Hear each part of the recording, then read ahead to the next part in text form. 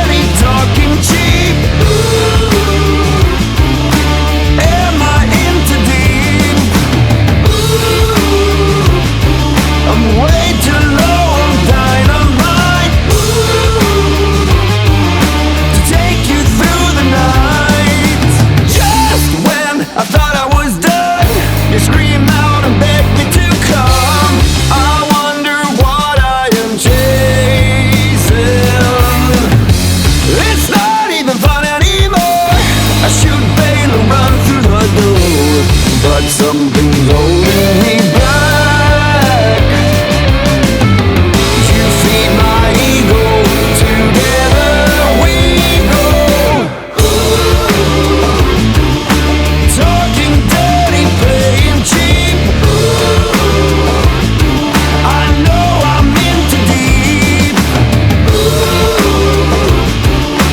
Running out of kryptonite.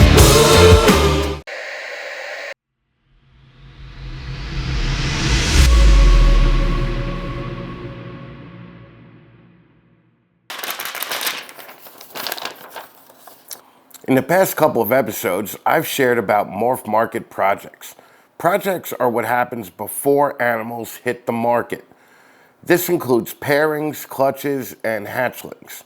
This is a great way to get more exposure for your brand and animals. Thousands of projects have already been shared on the old morph market there. Right now, the team is adding a powerful new feature to projects called wait lists. This feature will enable buyers to let breeders know what they are looking for before the animals are listed or even produced. Okay. Wait lists will be available within the next few weeks. Morph Market is producing a limited run of Tinley Park Edition Morph Market Projects t-shirts.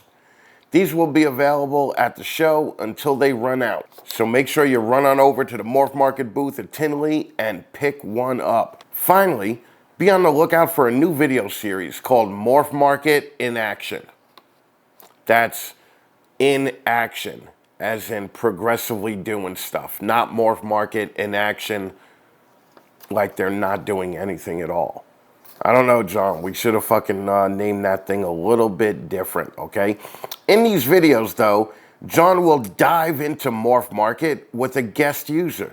Together, they will explore the platform, discuss features, and learn how to use the site most effectively. Subscribe to Morph Market's YouTube channel so you don't miss any of this great content. morphmarket.com.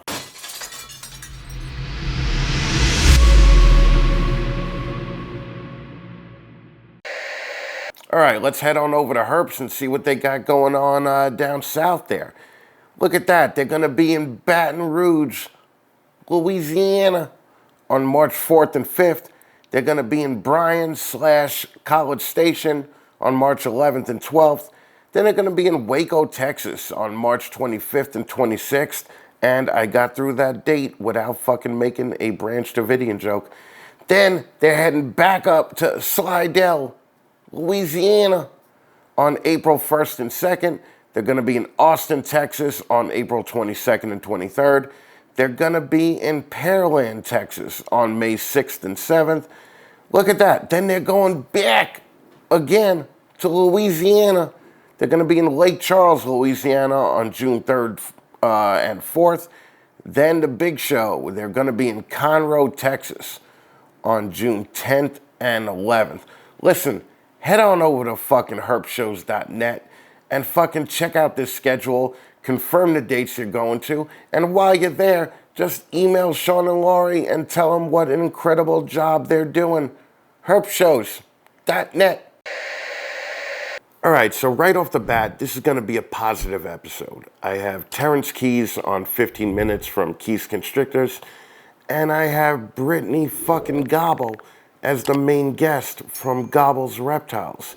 I don't really think that this is the show to go on and on about all these assholes online spewing their fucking dog shit. But rest assured, it's all going in the old I remember you file and I know who you are, and it will be addressed in the next couple of episodes.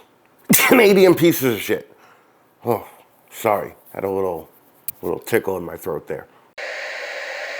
If you don't use Reptichip, then fuck you. Don't be a Repta bitch. Best cocoa substrate on the fucking planet. Reptichip.com. All right, we're going to do the red line ad, and yeah, I know, glare. I got glasses, I can't see, I'm fucking old. Redline Shipping is the #1 service for all of your live reptile, aquatics, and invert shipping needs. Email Robin with a Y at redlineshipping.com to get your own custom discount to save you money over any of the competitors. Any of them. Okay, that's all of them. Okay, including the other ones that I know some of you fucking people use. Since we're in winter, live shipping is less frequent due to the cold temperatures. But you can ship your merchandise and dry goods year-round with Redline Shipping.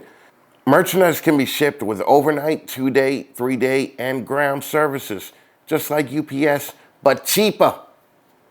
Cheaper, because if you use this fucking code, you'll get $5 off. If you follow the Redline guides for temperature and heat pack use, you could ship live animals throughout the winter and still make use of Redline Shipping on time and live arrival insurance. RedlineShipping.com has the best website and interface in the industry, including features and functions that no other service offers. The site is fast, smooth, and easy to use. Use code FATMAN, again, it's right down there, for an extra $5 off your already discounted rates. RedlineShipping.com is the place to be. Join Team Redline and be better off red. One bit of positive news, which will probably still piss off a bunch of fucking people, is that I'm starting a new show, and I'm not doing it alone. I found your favorite Puerto Rican and your favorite Australian. Take a look. All right, what's up, guys? I have a big, major announcement. I'm starting a new podcast, and I didn't want to do it alone. So I called in one of my fucking big dog Puerto Rican friends because you have to fucking have diversity. That's right. That's right. No, it's not a black guy, but it's a Puerto Rican guy. My man Brian from fucking Samson Snakeatorium. What is We got up? a What new- is up? What is up? I am the diversity, and this is not the first time I have been used for my ethnicity. We figured we would not stop at Brian. Okay, we are gonna get the Thunder from Down Under, fucking Luke from Lizard Morphs, everybody's favorite Australian. The token Australian, that's me. I got me a token Puerto Rican and a token Australian. I'm very excited. We're doing a new show called Bronx Down Under, and it's gonna debut on Tuesday night, March 7th at 8 o'clock. Brian, why don't you just give me a little taste of what we're gonna get? Well, I'm going to be on my best behavior. This is something that I'm very nervous about because of you. So I will be, I'm just kidding. Guys, we don't know what you're going to get. You put the three of us in a room together and anything can happen. So if you want to have a good time, make sure you join us and no holds barred. I will not be on my best behavior. I'll be trying to be as much like Chris as I possibly can. No, what the show's going to be about is it's not going to be primarily about reptiles. We're going to do the first show about reptiles. However, from that point on, we're going to be doing twice a month and we're going to have a different subject for every episode that you might actually get educated on. So Something actually interesting. something actually interesting and not reptiles again and again and again. I got my Bronx guy. Me and Brian actually grew up probably 10 minutes from each other, and we're the same age. I got my fucking Australian guy because all the ladies love him and they love the way he talks. You know, listen, we're just going to have a good time. Tuesday, March 7th, 8 o'clock. Guys, I hope you tune in. Fucking everybody loves Brian. Everybody loves the token Aussie Luke. And a couple of you people even like me. So we'll see you Tuesday night, Not many. 8 o'clock Eastern time on YouTube live.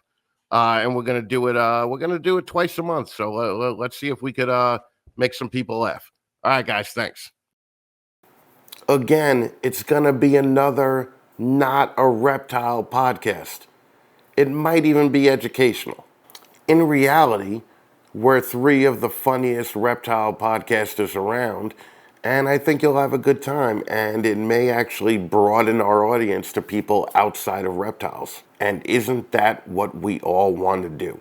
It's not woke, it's not PC, but it will definitely be funny. And hopefully you'll learn something as we're making you laugh. Again, it's going to be on Tuesday nights at 8 p.m. Eastern Standard Time. And the first show is going to be live on March 7th. Here's a little preview of what you're going to get. Friend at primary school was Evangelos Papadopoulos. Mate, I'm basically fucking Greek. But no Puerto Ricans. None, zero. Because I heard in Australia, the koalas will jump off the trees to attack you. They're not drop bears. That's a joke. We say that to fucking idiot tourists to scare them. Koala bear is too cute of an animal to kill anyone. They'll rip your face off, man. Yeah, you don't want to pat a wild one. They will fuck you up. I shoot one off the road on a reel on Instagram, but if you notice, I'm 6 feet away from the fucking thing at all times. But we have to clarify certain things. Like if Luke calls me a cunt, I have to let people know that it's a term of endearment. Oh, that's a nice word. Cunt's good, champ's bad. Mexican is okay. You know, Puerto Rican, Mexican, those are nationalities, those are ethnicities. And for quite some time, just saying that word came across as an insult. For me, it's a badge of honor to be considered one of the hardest working people in the United States of America. I'm talking about the Mexican, of course, not the Puerto Rican. Luke would be a former prisoner. Okay, He's not a colonizer. I came like this. England sent all of the people that stole loaves of bread. They sent them to Australia. But really, like you kind of think like, what kind of pussies were those criminals? Because you're putting them on a boat with one captain of the boat and 200 prisoners. They were all chained up. They couldn't move. They're chained up to a wood boat. It's not like it's a battleship, you know? We'll chain you up to a wooden boat. See how quickly you get out of it. In the 3-day voyage, however long it took, I find a way. 3 days? It took about a year. So I am anti-shed peeler, just so you know. That's okay. I don't give a fuck. Your pronoun is they. You wave a rainbow flag. Oh yeah, we're definitely gonna probably get shut down in like a week. Does Luke get a pass because he's from another country and get to claim ignorance? Yeah. We wonder why you're so revered by women. I bat way above my fucking pay grade, dude. Emma fucking loves him. Fucking pisses me right off. Chris is he's a bitter tea to drink. I'm definitely an acquired taste. I got 7 sisters and they'll cut you. Let me tell you something. You give me 2 hours with one of your sisters, I'll be filling all 3 of her holes too. Listen, all right? if you had 2 hours with one of my sisters, trust me, you would come back bleeding. I just noticed, where's Brian's microphone? Looks like we're FaceTiming someone in fucking Mexico. Racist. That's racist. And I'm going to have to make racist jokes. But the thing is, you're white and I can't be racist against white people because it's the majority. In Australia, it's not. You can be racist as you want to me. I'm the minority here. You're telling me that are there's Asian. a bunch of those little Crocodile Dundee black guys running around and they outnumber the white guys? No way. No. The majority in Australia are yellow. Or Asian? Yeah, we're fucking part of Asia. You're not part of anything. If it wasn't for America, I'd be fucking speaking Chinese now. Fucking. You're part of hell. You're by yourself. You're not part of anything. We are basically Chinese. What's the major race in Australia? English. English is the major, and they have it beat by 0.5%. Then Australian. Then we take a huge dip to Irish, then Scottish, then Italian, then German. I don't know if you're listening to what I'm saying, but those are all white People. You're wrong. Is Asian even on the list or no? Oh, Oh, we I'm get gonna down to Chinese, which is 3.1%. Oh, bullshit. If you were Baskin Robbins, it would be 31 different flavors of vanilla. We don't have Basket Robbins here. I don't know what the fuck Yeah, you're talking about. you don't have diversity either. You're all white. Bronx Down Under. Hope to see you there. Say goodbye to spreadsheets. Say hello to Clutch. Hello, Clutch. This brand, that's a Honeymooners reference just for all you fucking young people that don't get it. Go back and watch the fucking Honeymooners. This brand new cloud-based software makes managing your ball python collection simple. With Clutch, you can easily create, search, and filter your collection, visualize your projects with analytics and insights, keep track of past, present, and future clutches, and connect every customer with the perfect animal using their insanely great waitlist system. It's already live. Head on over to fucking clutch.io and learn more and get ready to discover the power of your collection. That's CLTCH.io.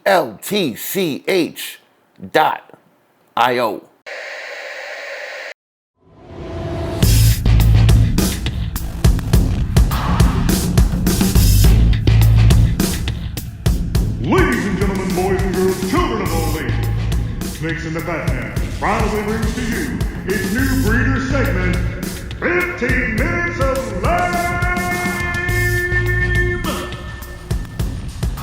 Hey guys, it's Justin at Canova. So in the past few years, Canova's become the top source for amazing ball pythons.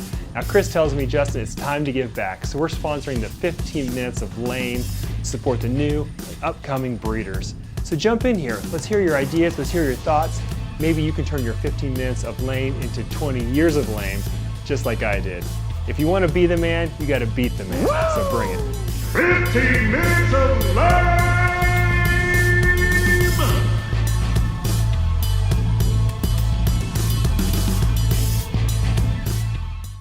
Look who I got here, everybody. Fucking Terence Keys from Keys Constrictors. What's up, brother? What's going on? What's going on? I'm in the building. What up, everybody? You're in the building, right? Yes, sir. Oh, man. Okay, well, you're down in Florida, right? Yes, sir. Daytona By Beach. Daytona, right in the heart of it all, right? Mm-hmm. By way of New Jersey. Where in New Yes, Jersey? sir. East Orange North. Okay, good deal. You're a fucking Yeah. neighbor. Yeah, you're Yeah, the bridge and tunnel crowd. Yep. that's it. You Hop on probably the subway. I'm there. New York, right? Yeah. Yeah. Okay, cool, man. All right. Well, you know how this works. We're gonna put 15 on the clock and we're gonna start it now. And the first thing I'm gonna ask you is about the name. I mean, you lucked out by having a cool last name. Facts, So, man. Shout out to that man. That's one thing he did right. yeah, you definitely lucked out because if you know, if I tried it, it would be eating constrictors, and that's a yeah, What you that doesn't, eating on? I don't know. Like, doesn't work, man. yo, shout out to my lady, man. She actually did it. She did the Keys Constrictors. I wasn't. She just like one day, like boom, look what I did. I made this. She made everything for me, like the Facebook, the Instagram, the YouTube. She did all that. And it's like Keys Constrictors. Like what is this? She, oh, that's you want to be a breeder, right? Here it is. That's your name now, right? Yep. And what's your lady's name? Lakeisha, Okay. which is great. Yeah, Lakeisha Harris. And is Lakeisha partners in this whole thing with you? Oh yeah. That's my heart right there. She does all the behind the scenes stuff for our podcast. Oh, cool. Okay. Oh, so you got a guy in the chair, or basically a woman in Yeah, the chair, yeah. you know, doing all the controls. All right, cool. Mm-hmm. Well, I'm definitely. It's a little bit unimaginative, being that that's your last name and you just added constrictors to it. However, because you have a cool last name, I'm gonna give it an 8. You know, so I appreciate that. That's definitely a thing. You know, and you're in Florida, so you're an aspiring breeder. You're aspiring to obviously do this full time, right? Yes. And with all the people in Florida, You know, you got Ken Masick, you got Jeremy Baud, you got you got Dynasty right there. Oh yeah. Why This would is people buy from you? because they know I care about these animals, man. I didn't do this for the money. I did it for the love of the animals, and I'm all about quality.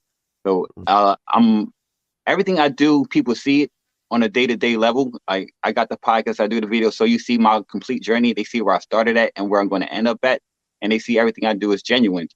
So they see me my whole journey from beginning to end, and they get to be a part of that. So they know that they're supporting somebody that's was just like them.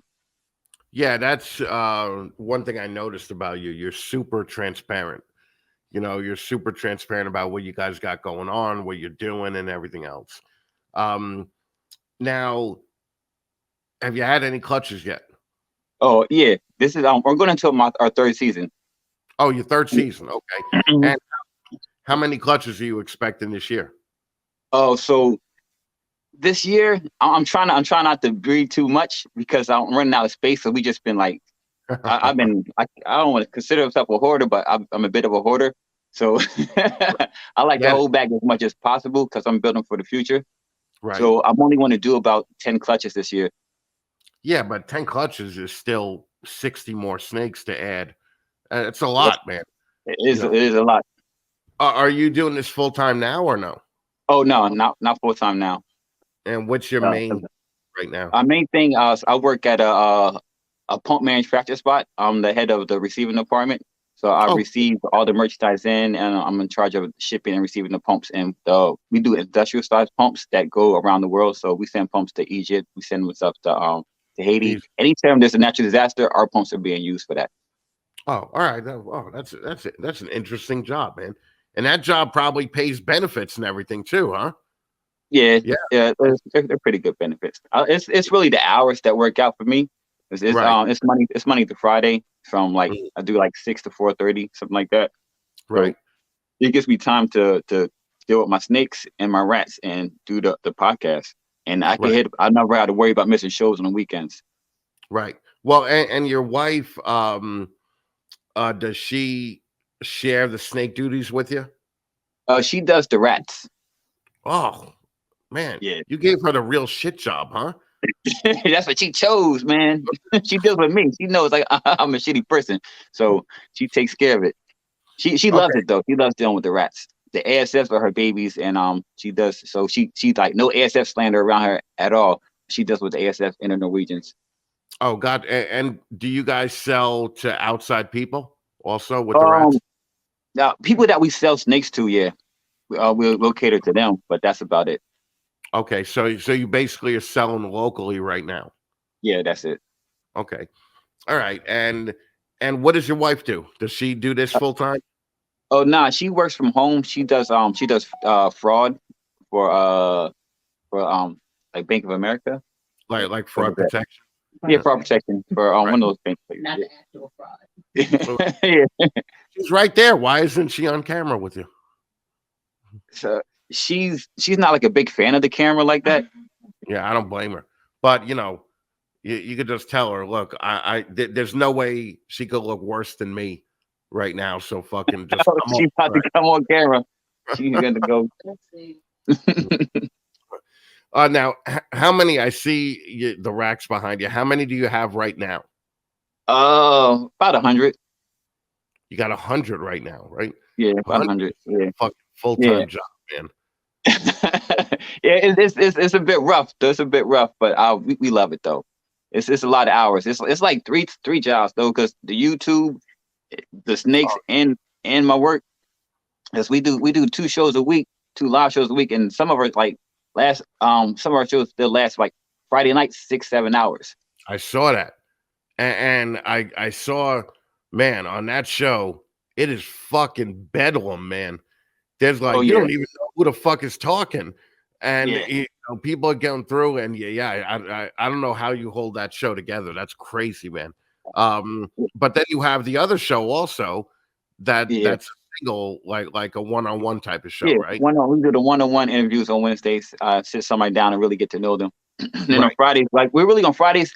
It's we like to help people that aren't like they're a little more introverted. They want to be known, but they're a little camera shy, or they just used to showing their hands and videos, whatever. So we bring them on there in that atmosphere. A bunch of people that be on the camera like that, and let them get their shine. They get used to it. They're okay. Then when they do one-on-one interviews, they're like, oh, this is nothing. I just did this with these bunch of people. And you're exactly right. I mean that's what it takes, because when you're one of 20, you don't feel as the spotlight is on you as much, so you could kind of walk your way through that and get used to it a little bit. Yep.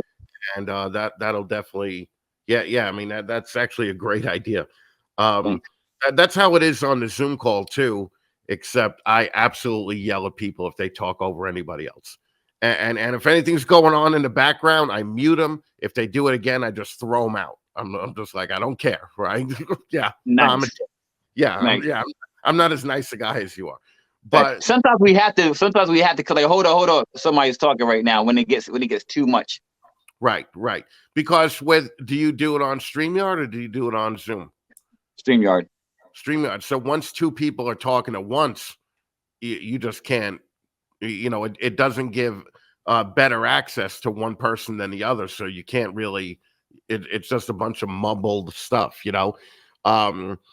but you're the big positive guy, man. I mean, that's why I wanted to have you on, because you're kind of like the anti-fat man.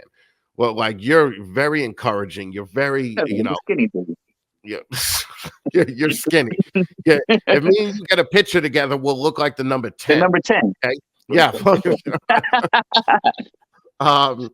But what made you what made you decide, listen, I have to just have a show about no bullshit, just positive, and make people know that they can do this. Even if they can't, you'll at least give them the encouragement to do it, right? You can do it. Yeah, right. Well, I've always been a positive guy. I've always been positive, think positive thoughts bring positive results. I look for the good in anything, no matter what happens, man. Like if I trip and broke my leg, I know, okay, there's a reason behind that. I just don't know what the good is yet, and something good's going to come out of it. I just you firmly believe that stuff is going to lead up to it, and I just want. And so when I started my Wednesday show, I was just it seemed like it was business. It was more to like I'm talking to people, whatever. But then on Fridays, I wanted to do a show more relaxed, laid back, and so that's what led to the Friday show, laid back and chill, relax. Everybody get to have fun. So that's just bringing out more of my personality on Fridays. So I just want everybody to get together and have fun, no matter what your background is, no matter what you're into. This is one safe haven where everybody can just relax. There's no judgment, none of that. We're just here to have a good time. And it don't matter who's like on with the Usual Suspects crew, it's super diverse. Men, women, people from all different backgrounds. You see it. We got Asians, Hispanic, blacks, whites. We got everybody is so diverse, and nobody's looking at anybody like, oh, you're not like me. We are all alike because we all got this love of these animals, and that brings us all together, which is dope. It's real dope, and we became a family. Right. And we watch that, and it's like we get people from all different parts of the community to come in and enjoy these animals together. Well, that's yeah. I mean that's it's definitely something. And it's all or from what I saw, it's mostly the newer people, right? Yeah, a lot of new people, and then we get some other people like just to come on weekly. We switch it up weekly. It's a nice mixture, because we had a bunch of people on the show. We had Billy on the show. We had Austin. We had Lord Elias. We have lots of people. We all got little friends that we know that come on the show also. Right. So it's dope. It's how new breeders get to get with older breeders, and they get to share their stories and their knowledge and wisdom. Right. They get to learn something. Yeah. You get to learn. Yeah. Every Friday you're gonna learn something. I can promise that. Every Friday. Right. All right. Well, real quick, you got 30 seconds to talk about what projects do you have going on that you're most looking forward to? Okay. I'm doing a bunch of stuff with gravels and super gravels, trying to make as much supers as possible. Mm-hmm. And I'm doing a bunch of working on my hets this season. I'm doing a bunch of double, triple hets. Mm-hmm. So, and I'm also going to work on some quad hets because I got this Krypton stuff I'm working with. So Oh, I nice. said I'm just building for the future right now. Doubles and triple recessives. Okay. And I'm really not trying to do too many visuals besides clowns because that's Mhm. going to be a big part of what I'm trying to do in the future. And of course, yellow belly, everything. So I got a lot of asphalt, yellow belly, gravel, and specter, and I'm Mhm. trying to put everything together as much as possible with freeways, clown pods. It's my goal. Okay. And how long have you been doing this? This is going into our 3rd year. We started in 2020. Okay. And how much money have you dumped into this stupid hobby since 2020? Oh man, so like I try not to think about that. So enough to buy a nice car. Okay. You know, So we'll say 50 grand, 70 grand, probably 25. 25. All right. Yeah, yeah, On 3 years, we're only putting in 25. That's yeah. not bad. Well, actually, yeah, 'cause I'm going to my 3rd year, so it's like 2 years though, really. But Okay. yeah, All right. So that's not too bad then. And how much have you made back of that 25 grand? oh man, maybe 5. 5 grand. Yeah, That's actually not too bad for 2 years. So because normally it's about 5, right? Before you start showing a profit in yeah, any business, you know. yeah. All Yeah, right, I'm not now looking to make a let's, profit no time soon, really, because everything's going to get going. Everything's going right back, going right right. back. So I'm not even trying to make any money right now. I just want to All try and right. get better. Is that a serval that you have behind you? Nah, yo, she's only 4 months old, but she's huge. I don't like Oh, she. Jesus Christ. Yeah. Okay. All right, let's talk some sponsors real quick. Do you use Reptichip? No, I do not. I have my own sponsor, and I use theirs. Their betting. JT gives you a big old fuck you. Okay. Have you ever been to a herp show? Have you been? Oh, sorry, you went out for a second. Have you ever been to a herp show? No, I've never been to a herp show. Okay. Sean Gray gives you a big old fuck you. Damn, Sean. Do you have some sea serpent racks in your house? Nope, no sea serpents. Holy Racks. shit. Jesus Christ. Okay. Chris Nettles gives you a Well, fuck you. I got one that was given to me. I didn't pray for it. It was a gift. That's right behind me. No, that's okay. Chris Nettles retracts his fuck you. Okay. All right. I know that you didn't do your logo with Stewart Design. No, I did not. My baby did it. Blake Stewart gives you a big fuck you. And you're out of time, but I'll tell you what. I'm gonna do something that I never did before. I'm just gonna give you some more time because I'm having fun talking to you. So we're gonna go a little bit more than 15 now. Now, do you just do ball pythons? Currently, yes, we got other animals, but we're not breeding anything besides the ball pythons, and of course the rats, because we got to feed our ball pythons. Right, of course. And so what you're telling me is that you've never bought a snake from Geeky Gecko Creations. I already know. By the Sorry, Geeky. Italian Frank is giving you a big old fucking fuck you. Have you bought a snake from Justin? Yes. Okay. Justin does not give you a fuck you. Do you use clutch? No, I don't use clutch. What do you use? Go ahead. You could say it.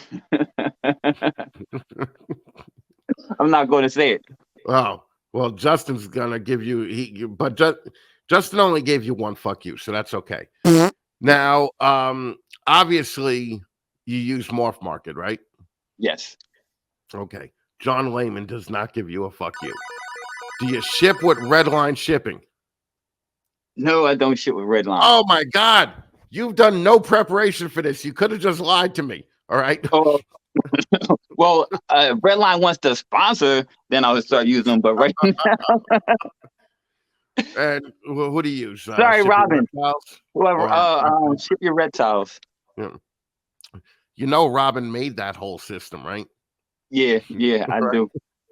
That makes Robin cry even harder. Okay. All right. And And Bomb Projects, KG is a good friend of mine too. So I know that's one of the things that he deals with. I honestly love the guy from Bomb Projects. I met him in Arlington. Do you have? I already know the answer to this. Do you have a focus cube habitat cage in your house? No. Holy shit! Ashley and Steven give you a fuck you too. Oh my god, you're such a nice guy. I'm getting a lot of fuck yous today, though, man. Damn, you're getting a lot more than most. He's such a nice guy. How could you be getting this many fuck yous, man? Because I'm so lame. You see that, right? That's right. Yeah, you got a definite. I gotta win now. Damn. Yeah, you got. Oh man. So, what do you want to say to people on your way out here? Oh man, so support each other, man. Especially my homies, Usual Suspects. I want to give us a couple shout outs real quick. Lady Texas artists, yeah. So support your local podcasters too. Yeah, absolutely. How could people get in touch with you if they need to get in touch with you? Hit me up on IG, Keys Constrictors. DM me anytime. I'm always available. I get back to you. Always respond. And please subscribe to the channel. Right? Yes, Keys Constrictors everything. YouTube, Instagram, TikTok, Facebook. You look pretty fucking young. I was going to ask you if you even had a Facebook account. I'll be 44 next February 13th. They're right. Black don't crack. They're right. Appreciate that. Why, right? You know why? You know why you look 23 and I look 65? Why's that? Lotion. You guys know how to use lotion. Cocoa butter, bro. Cocoa butter. Get right. We don't know. We don't use lotion. That's what Bill Burr said. Damn, you're 44, dude. You look like you're fucking under 30. Jesus Christ, man. It's a blessing, man. I get from my mom too. Yeah, you're looking good, man. I would have never guessed. Jesus Christ, you're old. I tell people I'm an old head. I might not act like I'm an old head, man. I'm big bro. Y'all back. Y'all know. Call me big bro when you see me. Yeah, that's fucking cool. You're a fucking maniac, man. Dude, I am gonna be on your show. What date is that? February 22nd. February 22nd. So if you haven't got enough of the Fatman Keys, you'll have a little bit longer there because hopefully fucking Terence isn't gonna just cut me the fuck off after 15 minutes like I did him. You don't want to hear me talk, man. It's not personal. Believe me, I have hot chicks that are coming on here that I just cut off after 15. I don't care. Can't play favoritism, man. Man, can't play favoritism. Then what's the point of having your own show? That's what I'm saying. It's kind of, I kind of painted myself into a corner here, Dude, thank you so much for coming on, man. I appreciate you taking the time. Thank you for allowing me to come on the show, man. I only had to pay you. How much money was this? Don't worry about it. We don't even talk about shit like that here. Okay? My bad. All right. Dude, thank you so much, man. I had a great time, brother. All right, man. Too, man. Me too. Hold on a second. Can you put your hand up? Put your left hand like. There's the hand. There's the hand.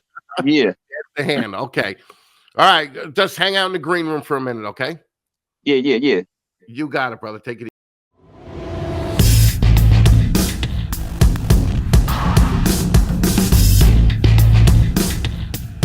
Ladies and gentlemen, boys and girls, children of all ages, Snakes in the Fatman proudly brings to you its new breeder segment, 15 Minutes of Lame!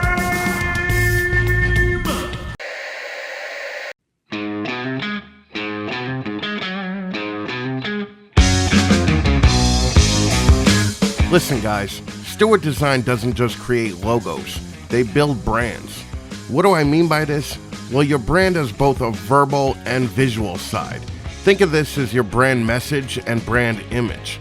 Your brand message is what initially draws clients to you and continually generates new business. After that, the quality of your product and service keeps them coming back and retains them. Without effective messaging, you're only going to be connecting with a small percentage of the clients you could be connecting with. Your brand message helps you clearly define who you are, how are you different from your competitors, what value you offer to your clients, and why potential clients should choose you over others. For this reason, Stewart Design always starts branding projects by developing your brand's message first. Creating a logo without understanding why and how it needs to look is only going to hold your company back and should be considered fucking malpractice. Stewart Design starts by clarifying your goals, audience, and industry. Then they form your messaging. After that, they strategically determine what colors, styles, and fonts make the most sense to use. And then finally, how the logo needs to look and function. You see, the visual identity of a company should be a natural result of proper strategy. Because the question really shouldn't be, do I like this? It should be, will this work? Stewart Design figures out what will actually work and provides you with a true investment to grow your business. When done right, it should attract the right people and it should reflect your business properly. It should make your company more memorable, and it should build trust and credibility with your clients. On the other hand, if it's done poorly, it could do the exact opposite.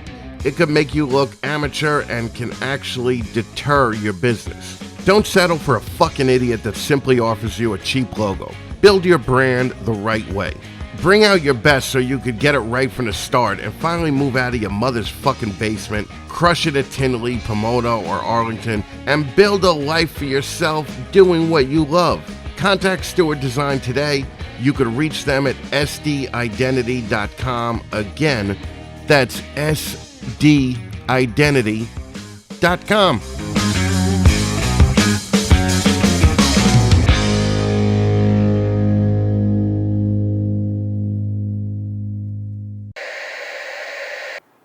I fucking love my next guest. She's one of my best friends, and she's probably the nicest, classiest, most down-to-earth woman that I know. She's literally killing it on the author front, and it's so funny to see so many fucking copycats and wannabes out there, and we address that. And for all you fem-nazis and woke children out there who constantly bash me for being sexist or misogynistic, blah, blah, blah, fucking blah. Listen till the end where Brittney says some completely unsolicited, heartfelt shit about me, and we prove all you bitches wrong. Here's my one-on-one with Brittney Gobble of Gobble's Reptiles. What's up, everybody? Look who I got here. I am taking you down to Gobbletown. All right. What's up, Brittney? Oh, not much. It's the usual. Everything and nothing at the same time. Yeah. How busy have you been in the last month and a half, 2 months? I haven't even got to say hello to the people that live in my house the last 2 months. Well, you know, insane. yeah, I know you're jet setting all over the place, and Puerto yeah, Rico, and you got a hard life there. it's tough. It's so tough. So you got a new book out? Yes, I released a book, my 14th book in January, like January 31st. Okay. And I have a book with a friend that we're co-writing, a new pen name, and that comes out April 1st because that seems like a hilarious day. Oh, And okay. and then I have 2 other books that'll come out a week before and a week after that. So And are busy. these other books continuing the trend of people who could turn into animals fucking other people that could turn into animals? Pretty much, yeah. Vampires and dinosaurs. Who knew that was a thing? Dinosaurs. There's a movie out there. It's on Amazon called Velocipastor, and it's about a pastor that could turn into a raptor. Okay. No. And it's probably one of the best movies that I've ever seen in my life. Okay. It's so fucking stupid. So what was the idea? Like this, I never asked you this. What was the idea of writing a series of books about people that could turn into animals, fucking other people that could turn into animals? Because if people know you, it's not what they would think that you would write about. Yeah, that's exactly why Johnny uses this now as an embarrassing thing, because the last thing I typically want to talk about is my books. So, we'll go to a restaurant and then he's like, hand her the check. She's the sugar mama and she's going to pay for it with all her book money. And of course the person's like, what do you mean? Like every time the waiter or whatever. And then he's like, yeah, she writes women's, and I'm like, Johnny. And then they'll walk off and he's just grinning. Like if he can make me blush, he loves it. But why did you decide to write about that? You had to know at some point that it was going to get out that Sedona Ash is Brittney Gobble. And that shit was like the worst kept secret for like a couple of years. So it was 2 weeks, if that. Like I thought that you guys could keep a secret. So I hid the post from like all my church people and my family, and only my reptile friends could actually see my post about my book. And then you all were so supportive. You tagged me and were like, we're so proud of our friend Brittney Gobble who published a story, and it showed up on my timeline. And the next thing I know, I see family liking my page. And now I was being interviewed on the Gumbo podcast, and she's trying to remember my pen name. So she Googles it while we're in the interview and she goes, oh, you're Sedona Ash. And I was like, well, how'd you find that so fast? She goes, well, I searched Brittney Gobble books and it's the third thing down. There's an interview that uses both my names. Well, that's okay. Nobody watches that show anyway, so it's all right. But I wouldn't worry about it. But yeah, so basically I had written it as a young adult. I like magic and I like werewolves and vampires. I think that stuff's cool. And I had written it most of the first book. And then I started doing market research. And I was like, okay, but if I throw a little of this and a little of this in it, hit some of the tropes, the common themes that people like, it could actually hit a wider audience. And it kind of just snowballed from there. And then each time I think of a crazy idea and I'm like, I'm going to write it because it's funny, but it's going against all the rules.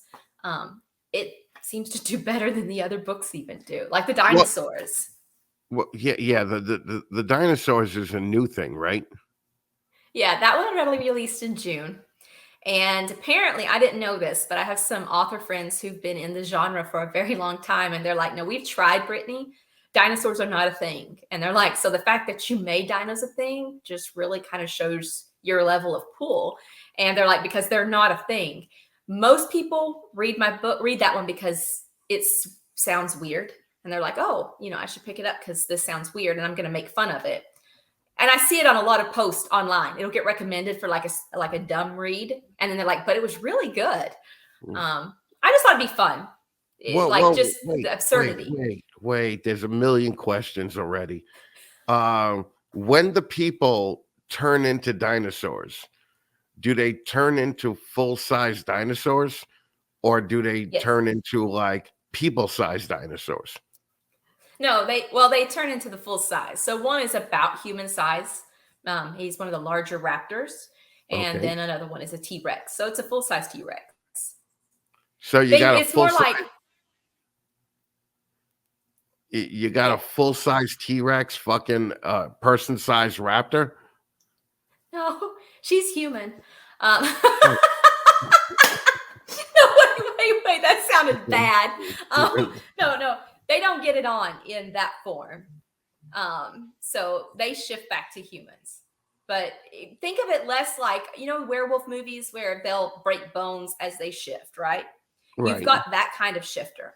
But then there's also shifters that are more along the lines of like a magic,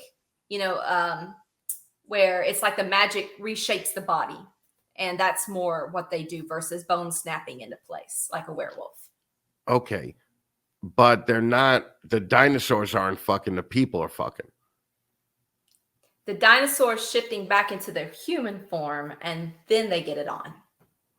Okay, so really it's just about people fucking people. Correct. Okay. Okay, so you can't, Amazon has a lot of rules. And it actually turns out though, and you may want to cut this part out. I'm not gonna cut it out. Yeah. Oh, okay. So actually, Amazon completely allows dinosaurs to have intercourse with humans. because dinosaurs are completely extinct. So the rules are you can't have a relationship with something that's still alive today. Ah, that's interesting. Okay. Yeah. So you could walk the line and do like a Komodo dragon changer, and Amazon wouldn't allow that. As long as they're in their human form when they get it on, you're cool. Really? And is A lot of somebody at Amazon reading this to make sure that they it have passes bots. whatever? Okay, They yeah, it's have the just a bots bot, like right? Facebook. All So the right. bots go through and they search for certain words. A lot of times it's usually another author that's either like jealous or annoyed, and they just report the book. And then if you report something, Amazon will take a closer look at it. So That actually leads into something that I wanted to talk about, because since I've been following you as Brittney Gobble, the author, or Sedona Ash, the author, I've noticed all this petty bullshit in your in your writer groups that it's almost like, why the fuck are you arguing about this? It's like people's fucking covers getting ripped off, you know, people's shitty covers getting ripped off, you know, let alone that. And then fucking people are basically copying the premise of other authors. It's very similar petty bullshit to the ball python thing. So do you just get into hobbies that include a social media aspect of petty bullshit? Because you've had to know, you know, you had to see some similarities between ball pythons and author people. But I'm sure it's the same as the cat people, right? So and the like, mice people, they're yeah, the same way too. all these drama, you know, industries. What are some of the things that you're getting blowback for, or you're giving blowback for, as far as being an author? Okay, so I honestly try to stay out of most of it at this point. My biggest probably things are, I mean, I've had to deal with some. I think at this point, I've had 5 covers ripped where they have copied the cover, or even, I mean, I have emails where the author has gone to my cover designer and said, basically, make this cover for me. And it's a copy of one of my covers. And it's like for real. And then that cover comes out and people are messaging like, is this part of your series? And I'm like, no, that's not my book, because people do associate branding, you know, there's your colors, so I've had that happen. I've had the content of some of my books or the storyline, you know, copied pretty hard several times. My biggest one is definitely, or my biggest frustration is I keep getting called like the unicorn. And that bugs me so hard because they're all like, oh, well, Brittney's not the normal case. Brittney just magically was successful. And that is really, really frustrating, because before I even, you know, published that first book, I read like 200 books in the genre to make sure that I got a feel for how, you know, the expectations a reader would have and how fast the pacing. And that was a lot of time. That was hours and hours spent. I listened to almost like 200 hours of podcasts on writing and how to be a better writer. And just so that okay, this is how you should do it. You should start a mailing list at this point. Like, there is so many steps. And then learning ads. I mean, you're talking like working 16, 17 hours a day on top of everything else that I do, homeschool, reptiles, all that. And it was a lot of freaking work. And then I have people that are like, oh, but Brittney's success, you know, it just happened. And it's like, no, it didn't just happen. Yeah, but can't you feel good about that as you lay your head on your bed made of money, and just say fuck these people? Because you made a lot more money than I thought you could even make. You know, and I don't mean that to be sounding insulting, but like I've never I never heard of you being an author until you told me that you were an author, right? And next thing I know, you're posting Amazon sales of fucking 250 grand for a year, and you're just fucking crushing it. And I know for a fact that there's been people that have been doing this a lot longer than you that don't even come close to that, those amount of sales and page reads. So There is, yeah. why do you think that you are catching on so big and these people didn't? Is it just because they suck? Because I read a few other ones and they kind of I am suck. not going to answer that. I'm not going to say yes if that was the case. Well, I'm just saying, like, what do you think is the reason that you're doing so well and these other people are basically struggling to get 5,000 page reads? Okay, well, first I'd say, which you may not love this one, but I do credit God. Like, I do feel like he blesses All right, people. relax. You're not winning an Oscar, okay? I'm just asking. Is that I really? knew a smart comment was incoming. Oh. The other thing is, in everything that I try to do, it's annoying, but I really am obsessively, like, I want to be the best. I am super encouraging of everybody else, but I'm really, really hard on myself. Like, constantly criticize myself. I have to actually work on that because I'm highly competitive with myself. I am the only one I'm competing with. And because of that, everything I do, I'm trying to one up myself, if that makes sense. It's like, if I did that, then how could I do that better? So when I did this, just like with the photography, I started with a small setup, just taking point and shoot, but then it's like, I want to get better. I want to get better. I want to get better. And at some point you have to invest in yourself. You have to believe in yourself and you have to invest in yourself. And that usually means money, Mm. So with my books, it was like, you know what? No, I want an editor so that I'm not putting, things can still slip through, but I wanted, a professional seeming book. So you weren't like, oh, this was definitely written by an independent author or whatever. I wanted real covers that were, where you're getting on a wait list because the designer is booked 6 months out, because I needed it to be exactly what the market wanted. And I tried to just put my best into all the little steps. My family will tell you that I like to tell stories, and I've always loved to tell stories and make stories more entertaining. So they're not exactly surprised that I like to tell stories and that people enjoy them. But I think it's just like it was a lot of hard work, but I think it's just paying attention to every little detail and not like, this cover is good enough. My book is Right. so good. This cover, you could write the next Lord of the Rings, but if you put it up with a crappy cover, it's not going to sell because people are going to judge it. That's what I think. Well, I think the thing that's important that I pulled out of that was, you basically just said, well, first of all, I'd like to thank our Lord and Savior, Jesus Christ. And then the next question is, well, what do you write about, Brittney? And you're like, people that change into animals fucking each other. Okay. So I think that, Thank you for putting those together, Chris. I think that's a little bit of a dichotomy, but I do love it. Okay. Because Jesus loves people that change into animals and fuck other people too. Right. Like, I mean, it's just, it's what you would do if you turned into an animal. You're definitely going to fuck other people and animals. I get a lot of emails though from people that are like, I've had a tough week.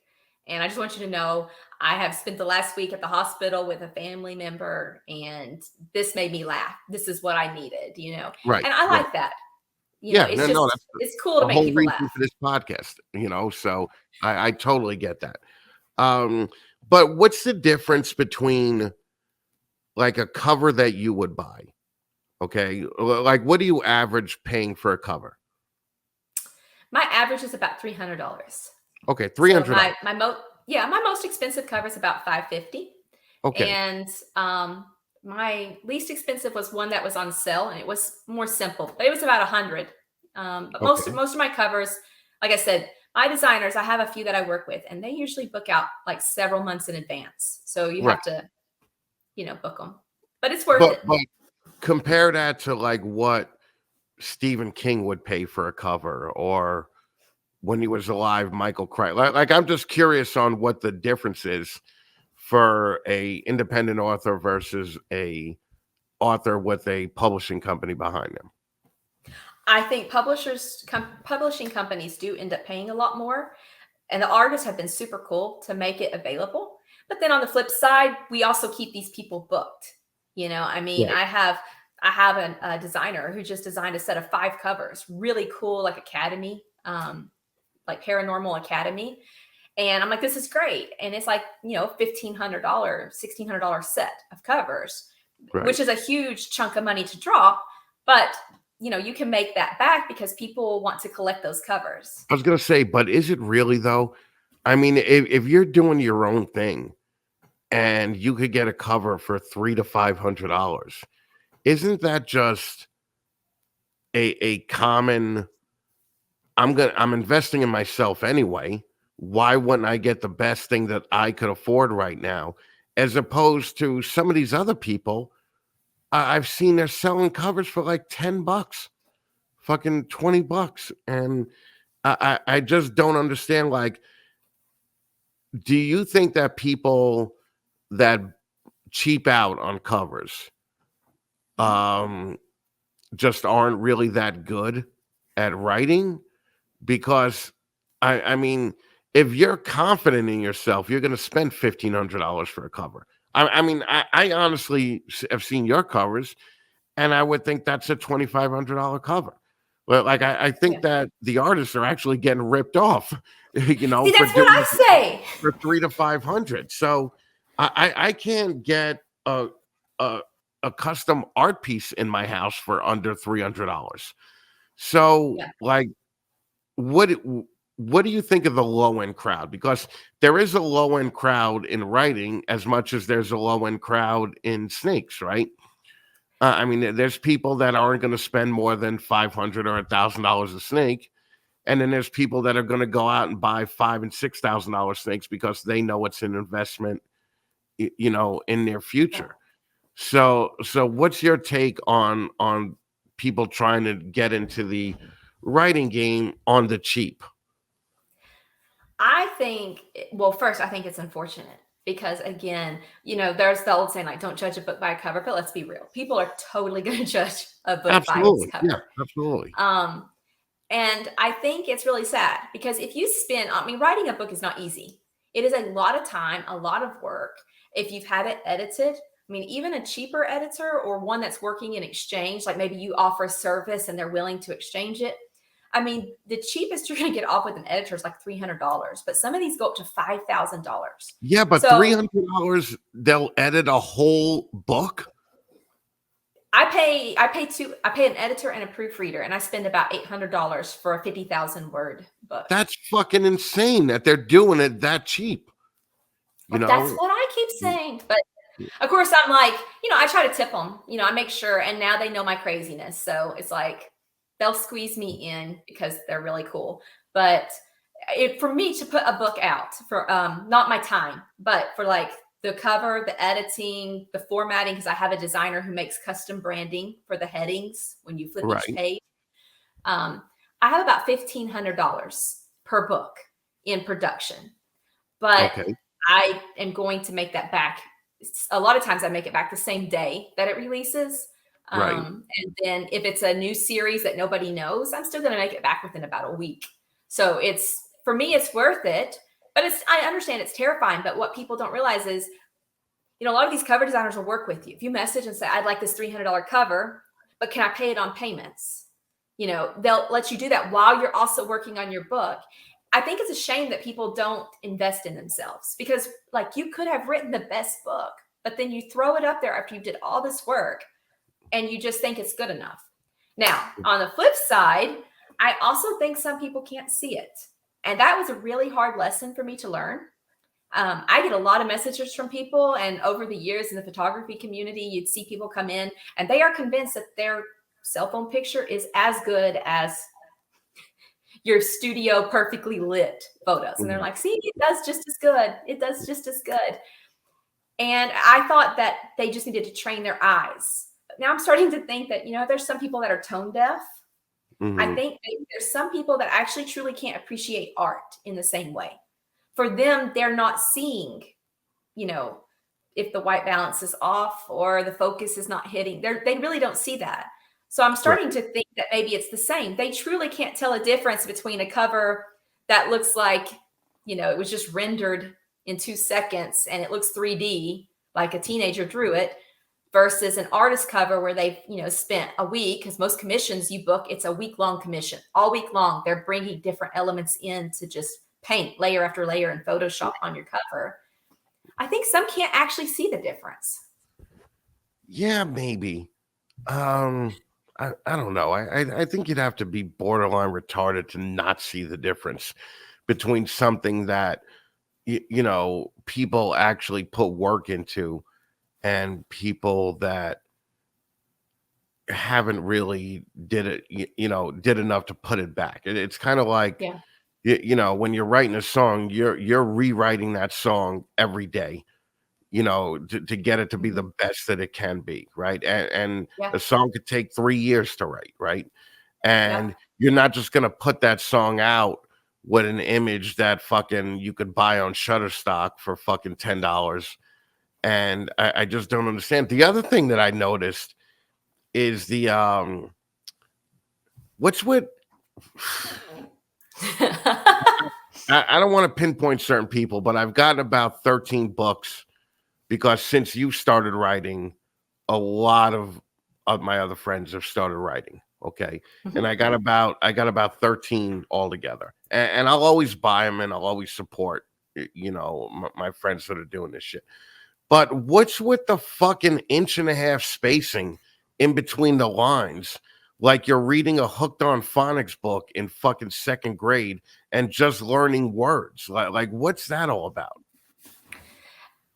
That's why I hire a formatter.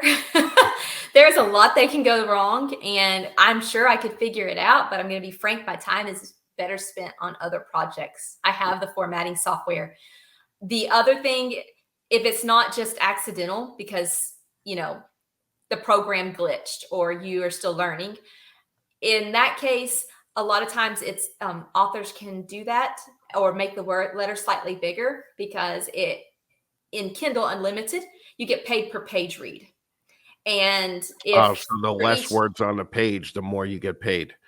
Yeah, the more pages there are, so the more that you would get paid as an author. So Right, like but right I'm now, when just somebody reads through my book and, I have the smaller formatting on mine, I'm getting paid about $1.10 per each time someone reads from front to back in my book. If I spaced it out and maybe even added a third, that's going to be a lot of money, over 40,000 copies. right. Well, I'm just imagining I read The Stand 20 years ago, and that was a 1,500 page book. And I'm just imagining if that had an 1.5-inch spacing in between every line, it would be like a 15,000 page book. And don't these other authors see other books and be like, listen, Michael Crichton didn't put 3 inches in between every line, so probably I shouldn't either. Or are they just doing it for the potential payoff of the page read? I think it could be either one, to be honest. You could see. You could tell me the truth. Do you think it's more? Do you think it's more? I think it's probably payoff. I really do think it's because that's just not a thing that's really done in the industry anywhere. So if you're reading books in the industry, then unless you're specifically, because like when you upload on Amazon, you have to pick if it's large print or not. That's a whole separate process. Right. So, Amazon really doesn't care for that all that much. But so I think, like I said, I think when sometimes that happens, it could be a way to get more page reads. Okay. Then again, it could just be unfortunate formatting. It cannot just be unfortunate. It's done on purpose. It has to be done on purpose because nobody reads like that unless you're a fucking fucking 6-year-old just learning how to fucking reading. You need to to identify each individual word. So that kind of irritated me about some of the books that I got. The other thing I wanted to ask is you're not printing 20,000 books, right? Because most people are buying it online to read on their iPad or Kindle or phone or whatever, right? Right. What's your minimum minimum book count that you actually order physical copies for? I order my 2 most popular books. I'll order about 20 at a time because Okay. Amazon lets you order them, but they don't really go down a whole lot. Once you order about 10, the Right. rate doesn't go down as much. You might save Right, a right, tiny bit on shipping, but there's no right. reason to buy like massive box loads of them. So I have it's actually right here, but I have like the islands that people put their microwave on in their kitchen. Right. And I just keep, 5 or 6 copies of each book. And when somebody wants a signed paperback or win, like I do a lot of like giveaways in groups, if they win one, then I'll sign that single one and send it out. I don't keep a lot of stock. I sell them when I do well, but there's no reason really to have to store all those books. I don't want to have to do Right. that. Plus things change, like somebody will report back to me and say, you changed the eye color, and come on, it was 2:00 in the morning. I did. I'm sorry. I can go back and fix that. But if I've ordered 30 copies, then I now have 30 copies that have an error in them. I'd rather keep it small. Right. But in your, like, is your end game to have books available in like Barnes and Nobles and retail stores? I have books. The way Amazon works, and there's another program I work with, they actually offer them to the big publishers. So if you go to Walmart and search Sedona Ash, the Walmart website, it will pull my books up. Barnes and Nobles will pull my books up. A lot of these places will. So I do make sales. I get an invoice where I've sold these books to, book chains and stores like Target, places like that. So technically my books are available there. They're just not always on the shelf there. Okay. But on the shelf books, what do they sell for? $12, $15? I think they sell them for like 12 to 14 bucks is typically. Yeah. I think I make like $4 or $5. No, I make $4. I think I make $4 if they sell it for like 14. Okay. Something So like it takes that. $10. It's not a huge profit. It takes $10 to make a physical book then. Yeah, they say that the printing cost is like $3 per book or $4 per book. So then you're like, oh, okay, so I just need to double it. But then Amazon, after that print cost, Amazon is still going to take 30% of that as their part of the royalty. So you're still going to lose part of your money. And then for you to offer it to those other chains, they aren't interested unless you're going to offer them about a 40% discount. So you have to mark the book up to a point where you can take a 40% cut on that book and still make a couple of dollars. I just want to make about what I can make or a tiny bit more than I make on an ebook or something like that. Well, Because and again, how much does one of your ebooks cost? Most of my ebooks are about $3.99 now. Okay. So, and then I get to keep. Amazon takes 30%, and then because they want to take money, they charge you a delivery fee. So if the person doesn't read it through the unlimited, but actually buys the ebook, they take 30% of that, and then they charge them a delivery fee for delivering those megabytes, and you get charged per megabyte. So if you put pretty artwork in it, you get charged more. So I lose about 40 cents a book just in a delivery fee. But hey, I'm at like 420,000 in royalties since February 21. So I'm okay with it. You're fucking killing it. And there has to be professional jealousy, just like there is with like a Justin or an Ozzy with the snake business, right? Because fucking, you have to have Brittney Gobble haters out there or Sedona Ash haters out there. Do you hear from them, or do you just find it out second or third hand from people that have been pretending to be a friend for the last couple of years? I find it through the grapevine. Girls are not always the most supportive of girls, unfortunately.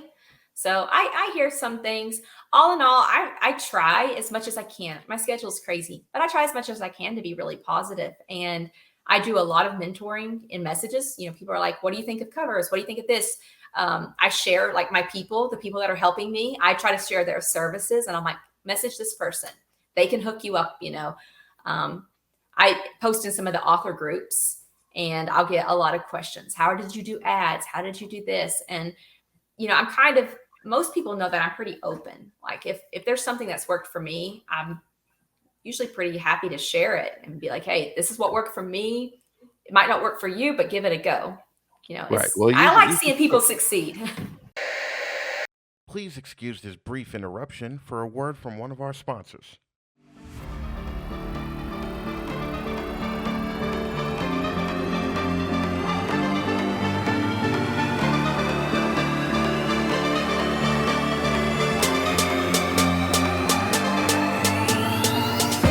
How fucking thrilled am I to have Focus Cubed Habitats joining the Snakes in the Fatman family.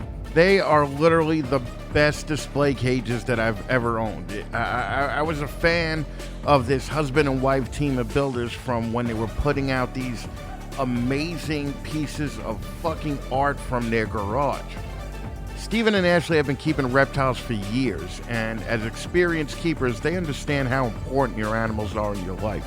Focus Cubed Habitats provide security and comfort for your animals while maintaining these insane, badass designs that everyone can appreciate. They give you the opportunity to make their home part of your home. You want options? They've got options. Every Focus Cubed Habitat is custom made to your specs, and you could choose from hundreds of options on their website. Too many options? Ashley and Steven have a huge selection of blog-style articles and complete accessory fact pages on their website to help educate consumers about add-ons that will best fit their individual needs. Listen, at the end of the day, these fucking cages are showpieces. Every cage that Focus builds will be the centerpiece of your reptile room. Hell, they could be the centerpiece of your fucking living room. If you have reptiles that you want to display, look no further than Focus Cubed Habitats. You can follow them on Instagram, Facebook, and even fucking TikTok. Or just go old school and go right to FocusCubedHabitats.com and tell them that the Fat Man told you to drop them a line.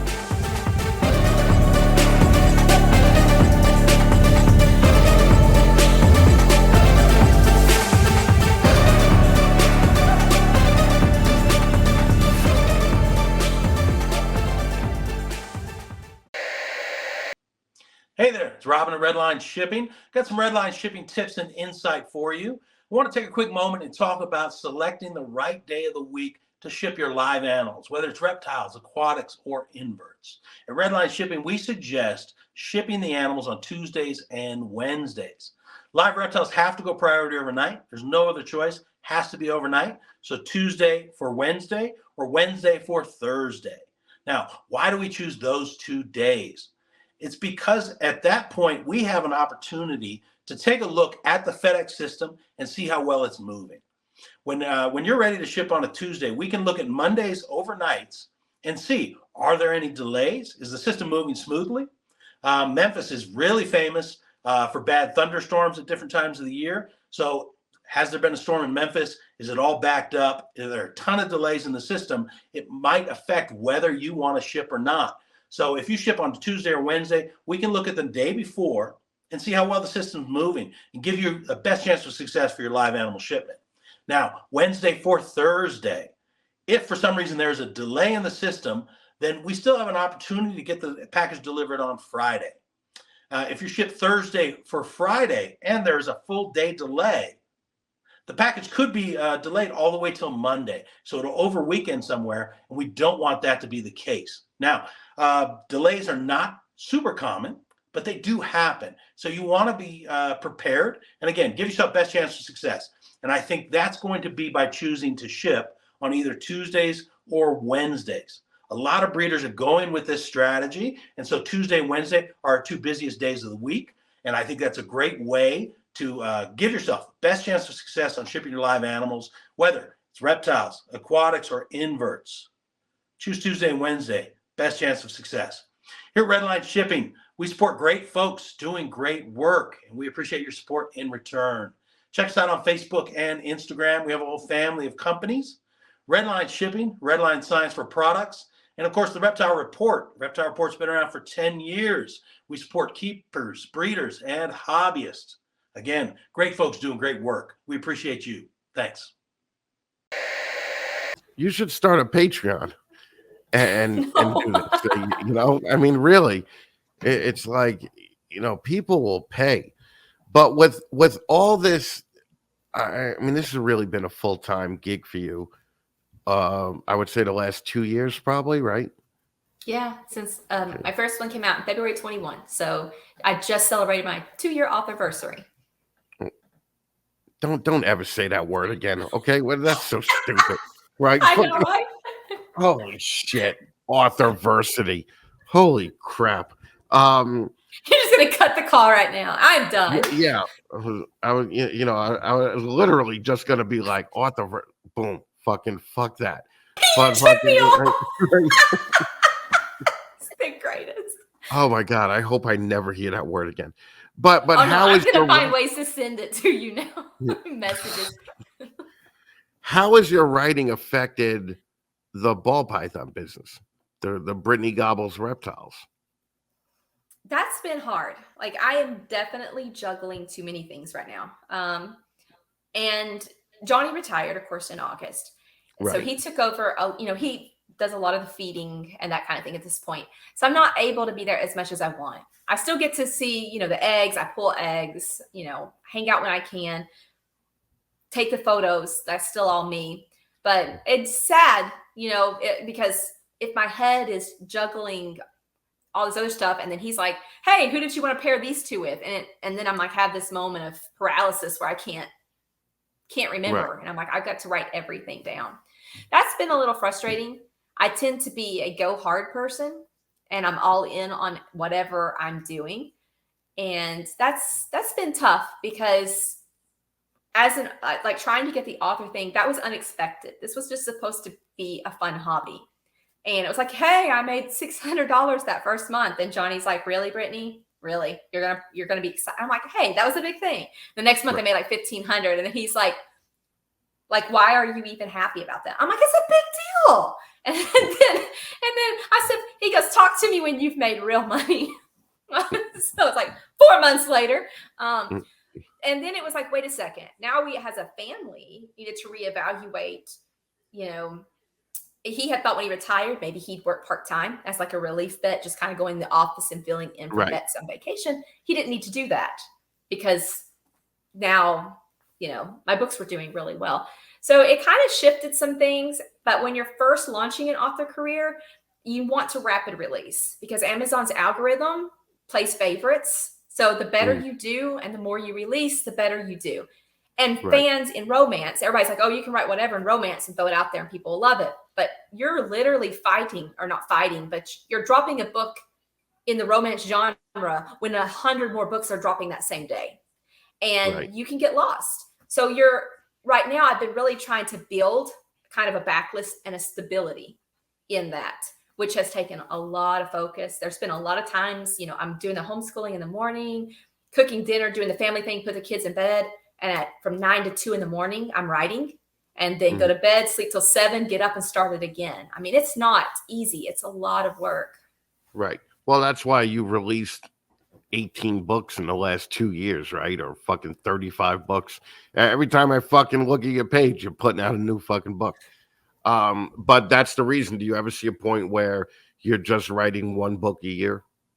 And do you think that it may be a better book because you have a year to write it, as opposed to... I wish I could say that. Okay, so here's the bad thing about Brittney. So clearly Brittney has ADHD. But I am highly motivated. Wait. Was Brittney just referring to herself in the third person like The Rock does? Yes. Okay. I'm seeing how many things I can throw at you in this one.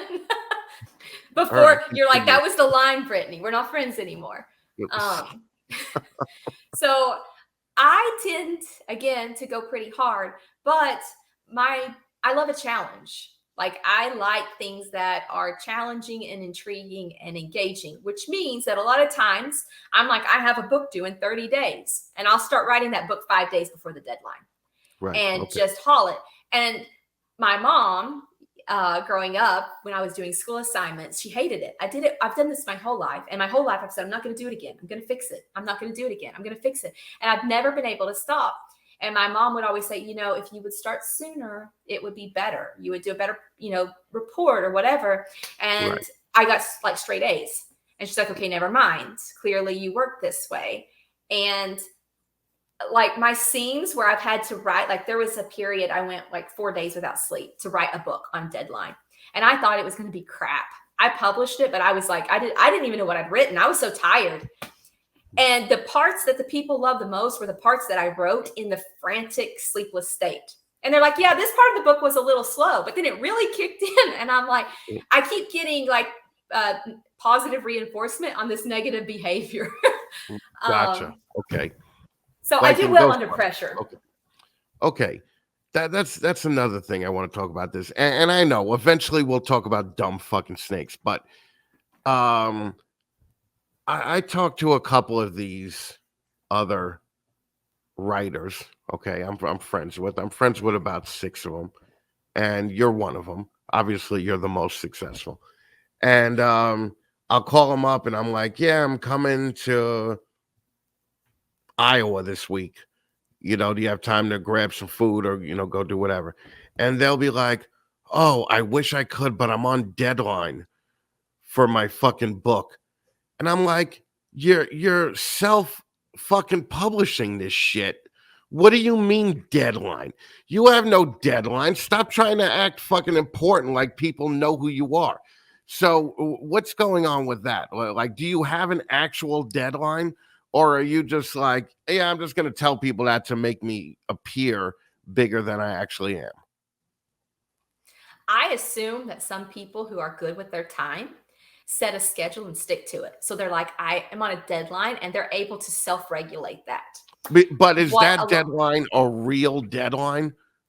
If they have a pre-order up, yes. So in my case, I have a book that's due the 26th. Okay. That's when it launches on Amazon is the 26th.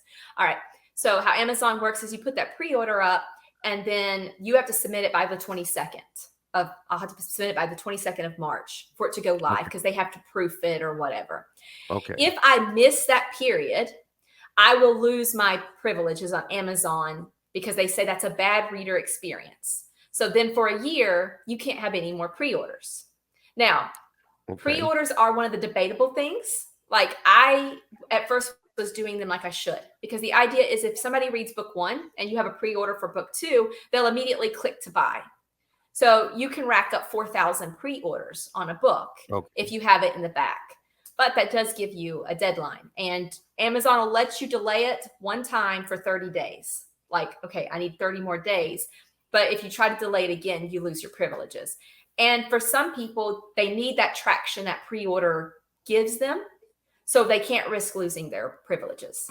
So I mean, there is a little bit to it. So yes and no. Like yes, it is an actual deadline. And this is only if you want to get it on Amazon, right? Yes.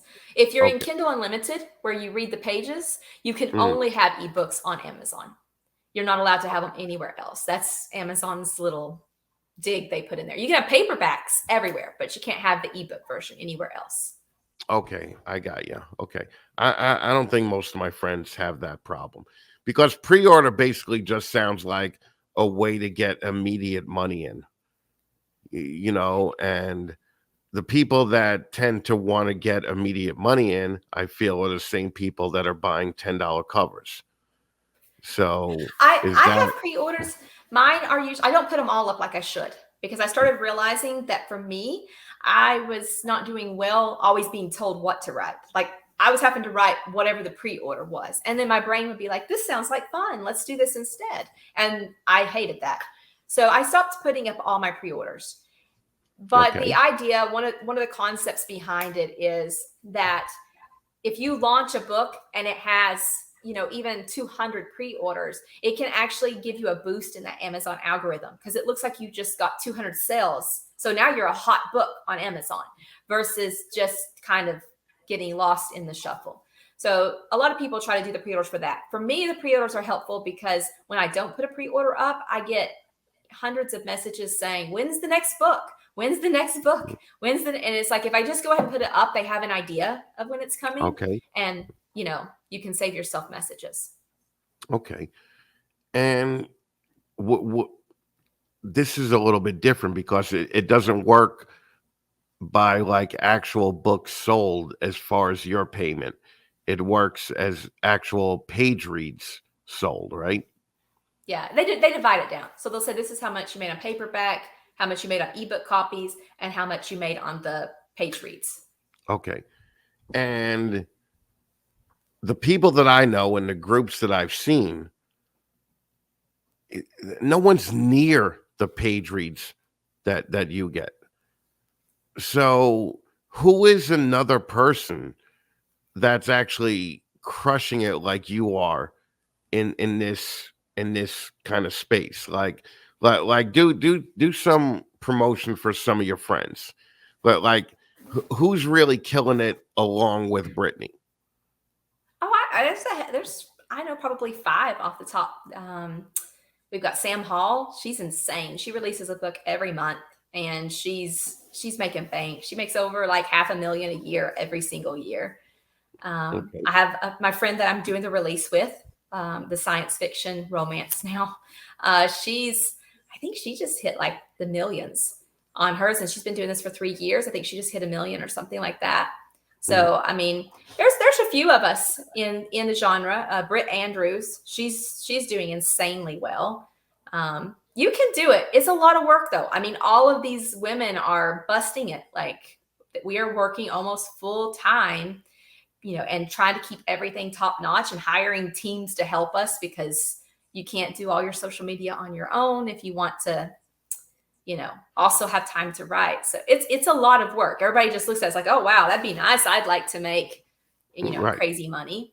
I mean, there's some of the independent authors who are doing 7 and even 8 figures a year now. Some are doing 7 figures a month. That blows my mind. Like, how is that even possible? Okay. And who are some younger authors that don't have the readership that you think they should?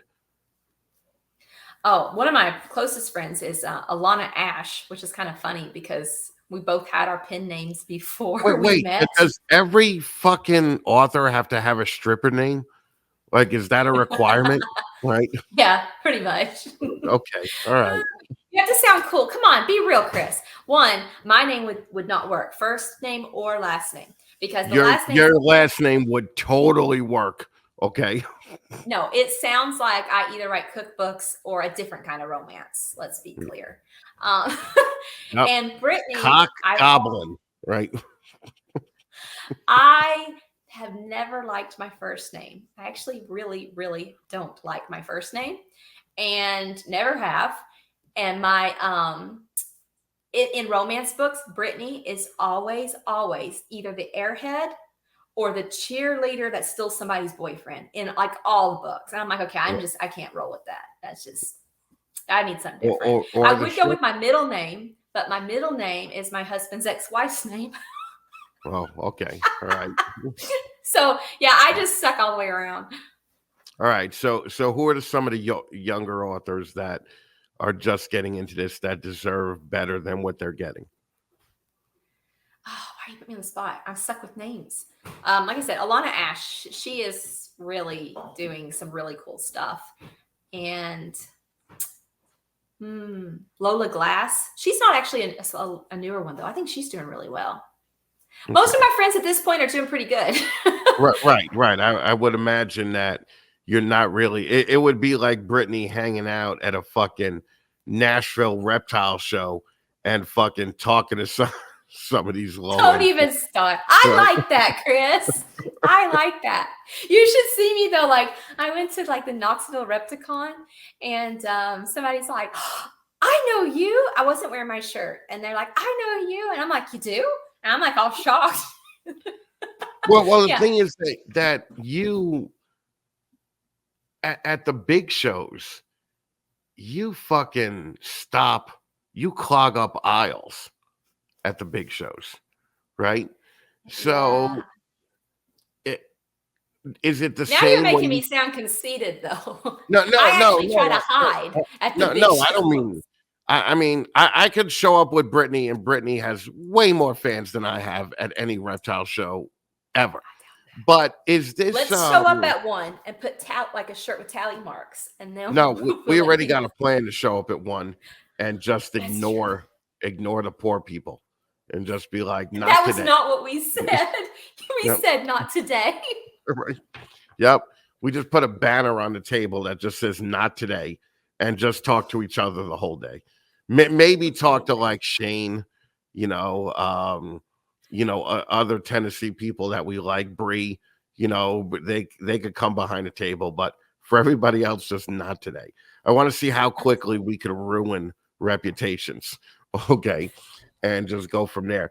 But when you're at a smaller Knoxville show, people aren't clogging up the aisles for you, right? It's only when you're at like an Arlington or a fucking Daytona. Most Is of the it shows, yeah, because I know more people there, so right? it's amusing. The small shows are sometimes fun because if my friends aren't there, I mean, come on, that's why mostly it's getting clogged. There's people that I haven't met that follow me on Instagram, but a lot of it's friends. We're all excited to see each other. The smaller shows, Tennessee doesn't have a huge reptile community, so you've got a lot more smaller vendors and just local people that are just coming in. And that's fun sometimes because they'll start telling me how to take care of ball pythons or trying to convince me They to literally buy one. don't know you. Yeah. And I'm just like, that's really cool. And it's like got this bright heat lamp on it. And I'm like, okay, awesome. Thank you. And I just keep going.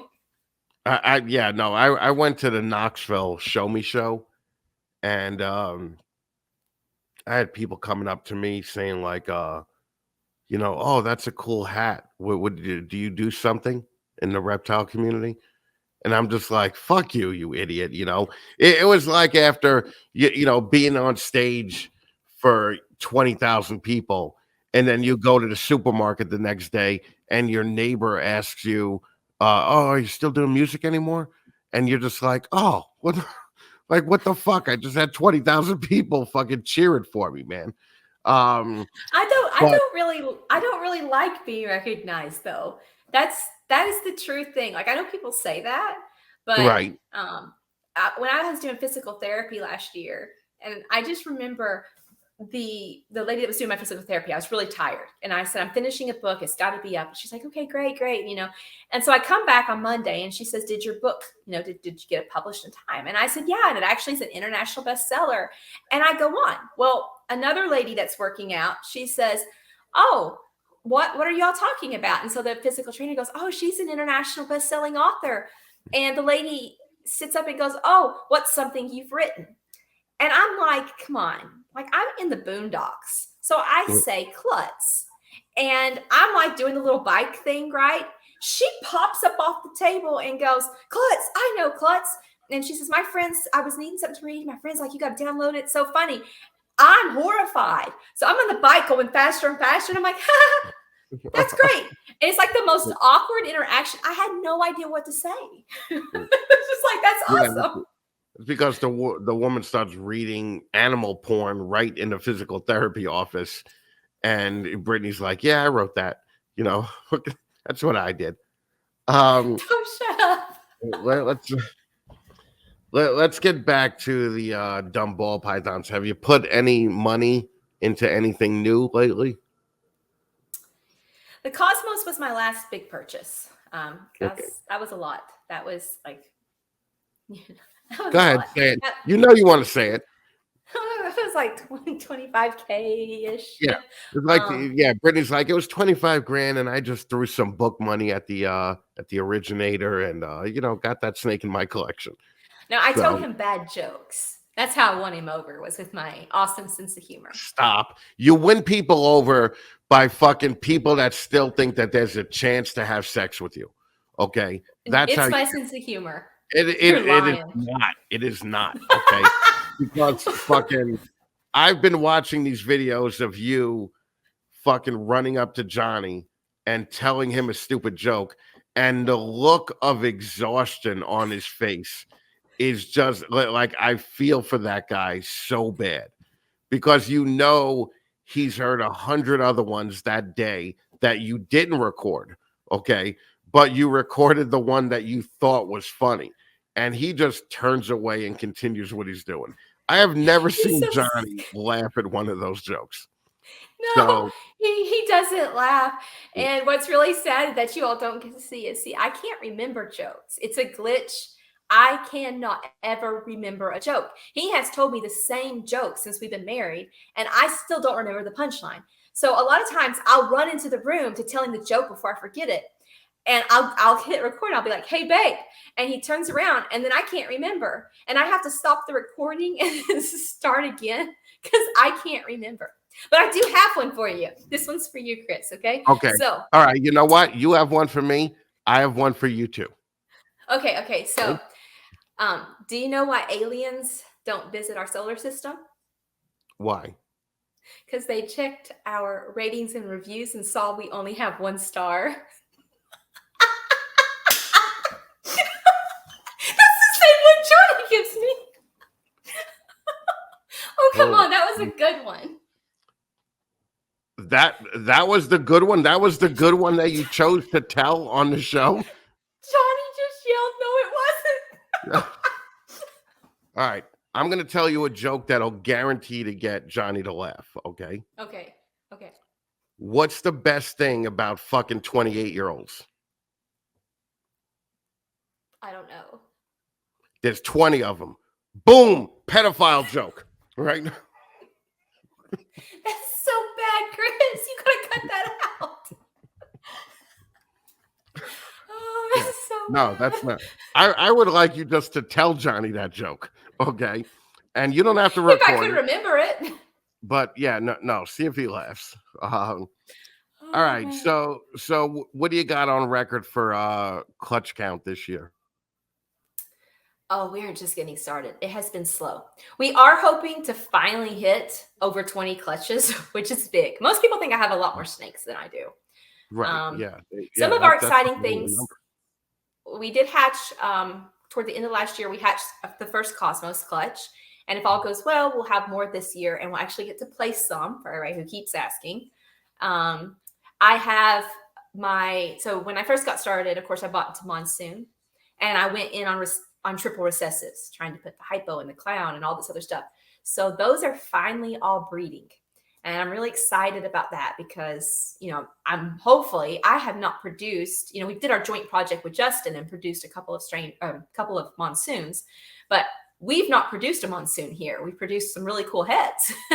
So Okay. I'm excited about making some visuals and hoping to hit some odds. So that's pretty exciting. Johnny's still very excited about his Orange Crush.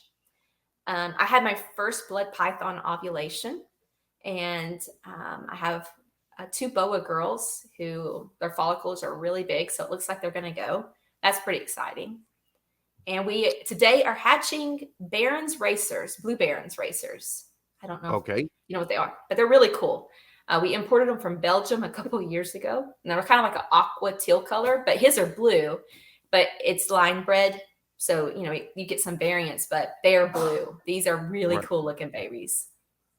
Well, you probably know about this correction that's going on right now. Are you worried about selling, $5,000 and $8,000 snakes and $20,000 snakes? There has to be at least a little bit of a worry, or is it a I just want a snake from Brittney Gobble type of thing? I don't think I'm that big. There's some people, yeah. There's some very, we have some people that do buy. We drove and met one in about an hour and a half from our house because the daughter is working on creating her own ball python program. And so she wanted a snake, and they were the nicest people. So there are some people like that. But I think from what I've heard, it's a lot of the lower snakes that are harder to sell at the moment. The big ticket snakes, a lot of the breeders, that had the money to do that are still willing to pay for the snakes. And again, I'm not talking about tons of clutches. I have a few very selective projects. So I'm not too worried. I want to make them because I want to make them anyway. Right. And with all your author money rolling in, you probably don't need to sell snakes anymore, right? And we're buying into a distillery now. So, oh God. Okay, tell me about that. Yeah, I just figured, Why not? Fucking Brittney falls ass backwards into fucking money. And then whenever I Not talk that to her, bad. she's like, yeah, we're building a school in Africa, the Brittney Gobble African school to teach kids how to learn to read good. Okay. Or It's something not like named after us, okay? It's like an anonymous donation yeah. that you And it's just in told Haiti. everybody. Yeah. Well, tell me about the distillery. We have a friend here. He's really cool, and he's from Greece, and he runs a very successful restaurant and winery. And he's decided that he wants to create a distillery and do brandy and something called grappa, which is basically grape vodka, and that stuff will knock you out. But he was going to go small. Again, very successful. I mean, this guy ran a bakery that he sold it for like $400,000. He sells cakes around the U.S. Just like everything he does is amazing. And he decided to ask a few friends if they wanted to come in and kind of make the distillery a little bit bigger than what he was initially planning. And so he approached Johnny and I and asked if we were interested in becoming partners on this. And we went back and forth because obviously any investment in the food industry is risky because, but it's like his brandy is really good. And I'm not even a brandy person, but you know, I think it's going to be cool and it's fun. And the guys neat. Johnny's already gone and because he does the wine there. And so Johnny has gone and helped bottle wine and they've made mead together. I mean, this guy's pretty cool. And so we're kind of excited about it. It's a different thing. It'll be fun to play around with it. Man, I just could imagine the fucking checkers at Walmart hating you because you pick these fucking weird ass fucking careers to go into and just make a ton of money. And they're trying to be a Walmart cashier or a carpenter or an electrician, and they're making 40 grand a year. Okay. Meanwhile, Brittney is throwing money at these fucking careers that fucking nobody should be successful in. Ball pythons, authors, fucking distilleries. It's like, why don't you put some money into some construction company? Okay, like, wouldn't that be cool? Like if Brittney called me and said, "Yeah, we're gonna invest in some local electricians," that would shock me. But you investing in a fucking high-end distillery that poor people can't afford their product, that doesn't surprise me at all. Okay, but I was looking at, because frankly, I don't have time to spend the money that I make because I'm too busy. So I was looking at buying like property because that's the obvious investment, right? It's like real estate and doing like maybe Airbnb, but hiring a manager. That's a lot of work though. And let's be real, which sounds like more fun. It kind of sounds like more fun to invest in a distillery, doesn't it? Like, I mean, No, I think God bless you if you fucking gotta do it, but fucking I could just imagine the jealous haters that are just like, man, Brittney is doing shit that I didn't even know that I dreamed about until Brittney told me she was doing it. Okay. That's why there's all these fucking snake people that automatically became authors. Okay. Because they fucking saw you do it. And you know, there's not another reason why they do it. They do it because maybe I encourage people. Isn't that positive, Chris? It's like a ray of sunshine. No, yeah, I guess maybe it could be construed that way. But yeah, no, I would imagine you have more lovers than haters right now, right? I mean, it's like people are gonna give me shit for this comment, but you are the Tracy Barker of the 2020s, okay? And I don't mean that in anything, in all the ways that, don't matter, like knowledge and experience and fucking all that. But you have really become like you become the face of female reptile keeping, because I could talk to a woman that's just started keeping ball pythons and she names you as one of the people that inspired her. And not only names you, but names you before Justin or Ozzy or any of these fucking big guys. So I guess you kind of are inspiring I people. like that though.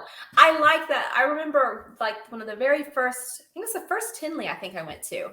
And a lady came up to me and she patted me on the back and she said, I just needed to tell you. And I was like still shocked that somebody knew who I was. And she says, I listened to you on Snakes and the Fat Man. And it was that very first interview we did together. Right. That's right. Yeah. I forgot. I made you. You did. And and so she said that apparently years ago she tried to get into reptiles, but she felt like it was more of a boys club and it wasn't as open to girls. Now, I haven't found that, but that's not to say somebody else's experience wasn't different, you know? And she said, because I have heard that from other women as well. But she said, you know, it really encouraged her to see a girl that was doing it, happy to do it, and was doing well. And it showed that, like, I guess maybe the industry had changed, that, you know, we have our place. I'm not sure, but that's right. You're really a woman. Cool. You do have your place. Anyway, go on. Shut up. Okay. Shut up. Anyways, I think it's cool because I do think, you know, it's neat to be an encouragement and be like, you know, I mean, we can do this too, and we can have fun doing it. And I think it's really cool to show that, you know, I have found that guys are just as respectful as long as you know your stuff. You can't just be pretending. You have to actually bring something to the table, you know? And well guys, now we've got a bunch of amazing girls. Well, we do have a ton of amazing girls in the hobby right now. But 5 years ago, guys would respect you if you were a woman, if you had money and were hot. Okay. And now it's kind of, you know, you don't have to have money and be hot. You just have to be hot. Okay. And guys will fucking. No, let's be real. You know, Johnny always said that it doesn't matter how beautiful a person is, somebody out there is tired of dealing with her crap. Yeah. Basically. And I think that, you know, okay, sure, maybe I have had that thrown at me, you know, that, oh, well, you're only doing well because of this or that, you know. And it's funny to me because I have done well in other businesses where I specifically didn't show my face. So you had no idea if I was even a guy or a girl, you know, or what I looked like. So I think it's neat. I think it's important that people understand, like, okay, so maybe that might open some doors. Let's say it does, right? But a person is only going to sit there so long before they're like, okay, outside is pretty, inside I'm hearing crickets, you know? Like, you can't have a serious conversation about genetics or breeding or, you know, what are you going to bring to the table? Let's work together on this project if you don't also know your stuff. You can't just, like, you know, I mean, I guess you can. Some people do. Just come into a hobby and want to pose. But I think if long-term you really want a place and you're serious about what you're doing, you know, it will get past whatever you look like out here. Well, if you're hot, yeah. I mean, you know, if you're a fat dumpy girl with short hair, fucking, they're never gonna, you know. I mean, it's still too much. They can do it too. They can do it too, Chris. It's still too much of a boys' club, though, I think. And I perpetuate that stereotype. I'll admit, because I'd rather look at a hot girl than a fucking fat dumpy girl, right? So I've been wanting you to have you on just because, number one, to tell you, don't ever forget that I made you and fucking which side your bread is buttered on, okay? And number two,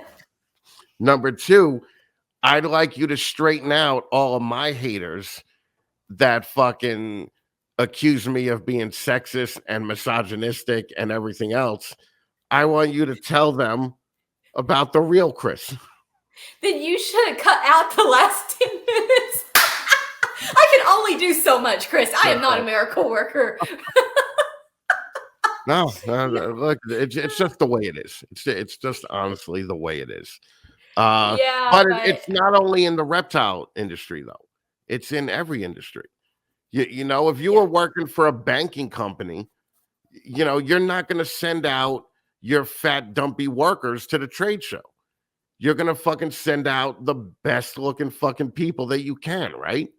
So why should this be any different than a banking industry or a finance industry or the art industry? Why should it be any different?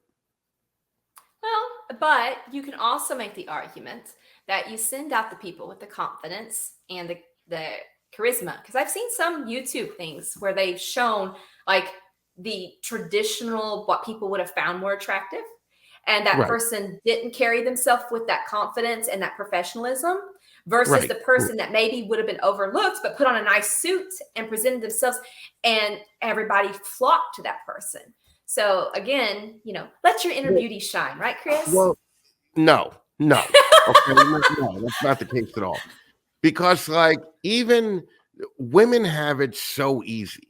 Because even a hideous woman could do something with herself and slap on a little makeup, do her hair, fucking, and look way better than they actually look. I see them do it with the filters all the time on fucking Snapchat. So I know for a fact that that's true because I've met girls fucking that looked like Yoda, okay? But in their fucking pictures, they looked like fucking Christy Brinkley fucking 30 years ago, okay? If I go to a trade show, whether I dress myself up in a suit or fucking cool clothes, I'm still going to be a fat, dumpy dude. Okay. So the women have the leverage to fucking to work all of this shit out. And I want you to give a little inspiration to the fat, dumpy girls out there. Especially Chris. with short hair, because short hair looks good on nobody. Okay.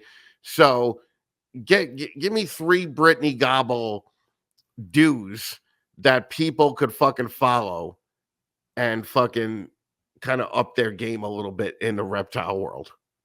Because I have my 3 that I think you'll say. I think that you'll say number 1, be hot, number 2, have money, and number 3, be likable. Okay. So You've got one out of 3, Chris. 1 out of 3. the hot one, right? Well, and the money No. one, right? Yeah, fucking yeah. Okay. I got 2 out of 3. No. I'm sorry. I disagree on this one. I agree that there are times where appearances, people, whether you're a guy or a girl, that it can open more doors for you. However, having said that, I do really think that treating others respectfully, like, don't come in and act like you are owed something. You are not owed anything except courtesy as another human. But come in with a willingness to learn. And I think that's huge. Know your stuff, learn your stuff, and don't act like you know it all. I think that's a big thing. And then present yourself well. Present your animals well. I mean, on Instagram, I don't care if your face is every single photo. You're probably going to get more follows if every single photo is a beautiful photo of your snake. So I say put more time into your photography and your people skills. And people love jokes. You should really do more jokes. And your people skills, right. And I just want to say that obviously I was joking around, okay? Because yes, I know. if Brittney really thought that I was like that, I know for a fact that Brittney wouldn't even talk to me, okay? I know for a fact that guys like Justin wouldn't talk to me. I know for a fact that I wouldn't have sponsors that I have. So obviously I'm only fucking kidding, but I am saying that it helps to be hot, okay? That's why on my Sunday show, I only have hot women on there who are reptile adjacent, okay? So I am on a mission to prove that you don't have to be hideous to be part of this hobby. Because if you've seen the guys in this hobby, they're the worst looking people on the planet, okay? And they do nothing to kind of present themselves well. They all look like assholes, okay? But I have hope that we could kind of train women into being better than the guys, and frankly, that's why you're here, okay? It's to train the women. Yep, to help train women. Goodness, okay, that's my whole goal. Because man, I know bad. if it comes from me, it'll fall on deaf ears. If it comes from you, the women will be they'll be all over it. Because this is the reason the women mentality is the reason that I sell so many fucking shirts, right? because a fucking one girl, the first girl ever, posted a hot picture of her in my shirt. And other women looked at it and said, I ain't gonna let that bitch fucking out hot me. I'm gonna fucking buy a shirt. And before you know it, that snowballed into fucking a bunch of hot women fucking showing up in your shirt, right? So Or they were like, you go, girl. I want to do that too. And now we got a bunch of us all wearing the same shirt. look, I don't care the reason that you're buying the shirts, just please keep buying the shirts. Okay, that's all I'm saying. Okay.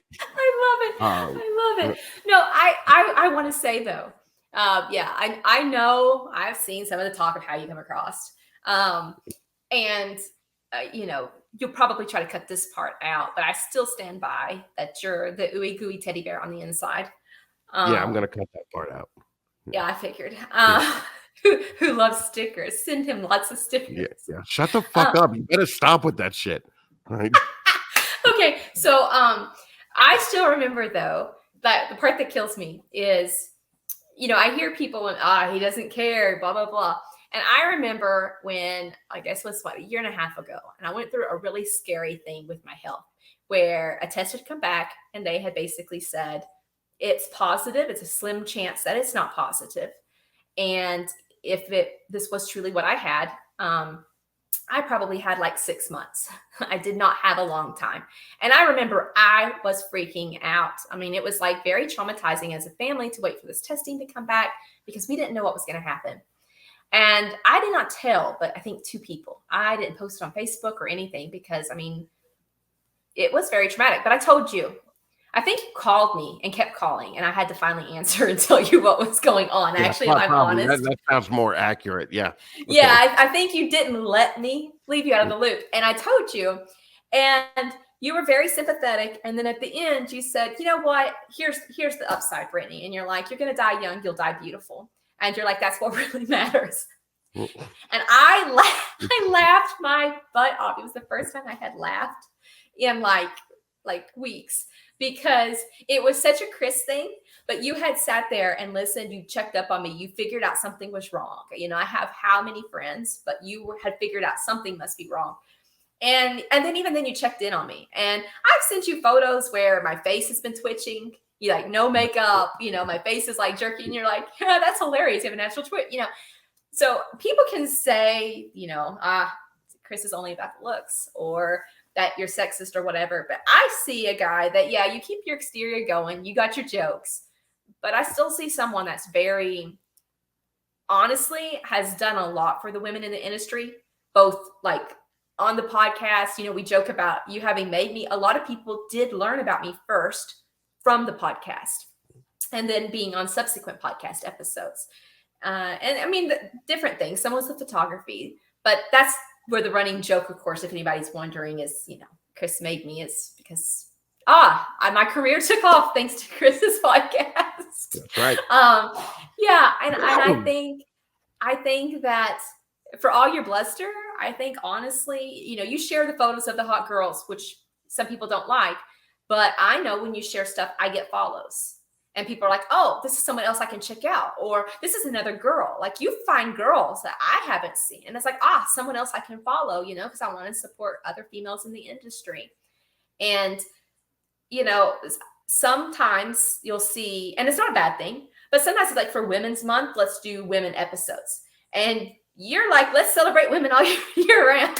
That's what I'm saying, right? Yeah, so, you know, I think you got your jokes and stuff, but to be honest, I think that, you know, in your way, you have done some really cool stuff for the women in the industry, for the industry in general.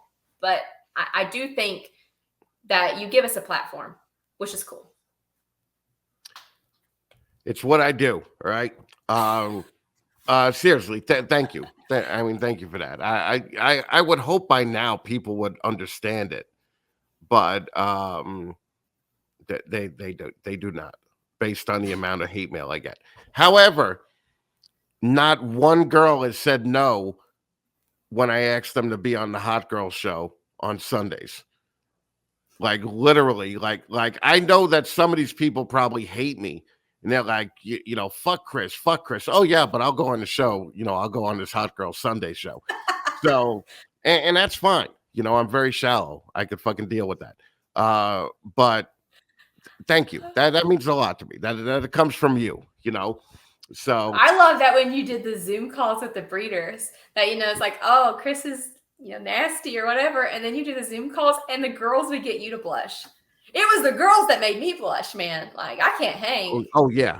Women are the worst. I mean, they're the worst and the best at the same time. That's all I'm saying.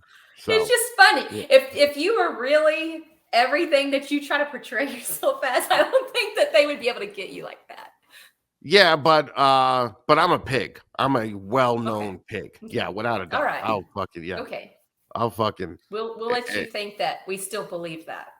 if there's a chick's ass in front of me, I will lick it. Okay. I'm that much of a pig. Okay. But anyway, on that note, tell Johnny the joke. Do you remember the joke? Okay. Okay. Do you remember Yes, it? I do. Okay. Yes. All right. And thank you for hanging out with me for an hour. I This was appreciate fun. it so much. Yeah.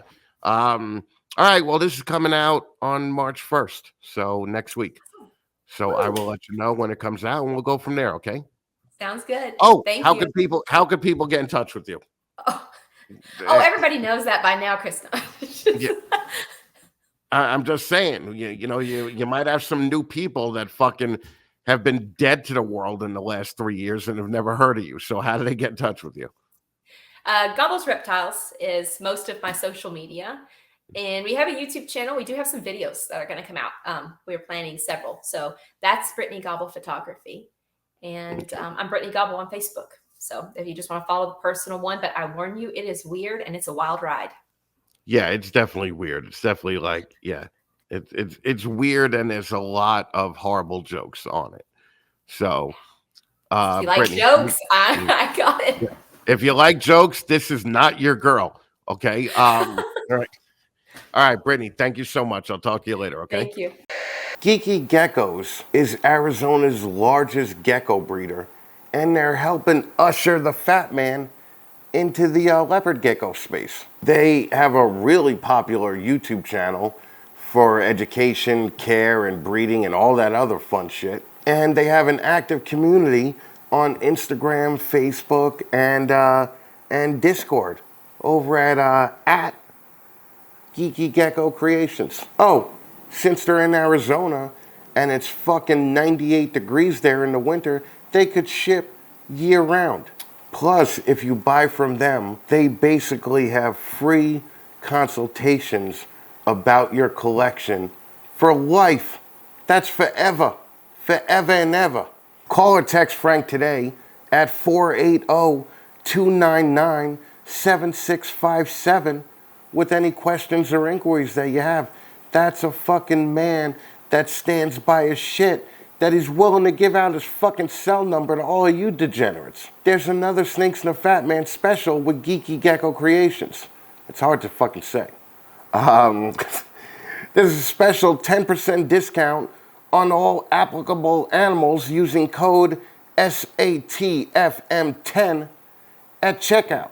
Go check out Frank and his awesome fucking animals at geekygeckocreations.com. I sincerely love Brittney and can't thank her enough for coming on. I think this is the 5th time she's been on the show, including Hot Girl and Christmas episodes.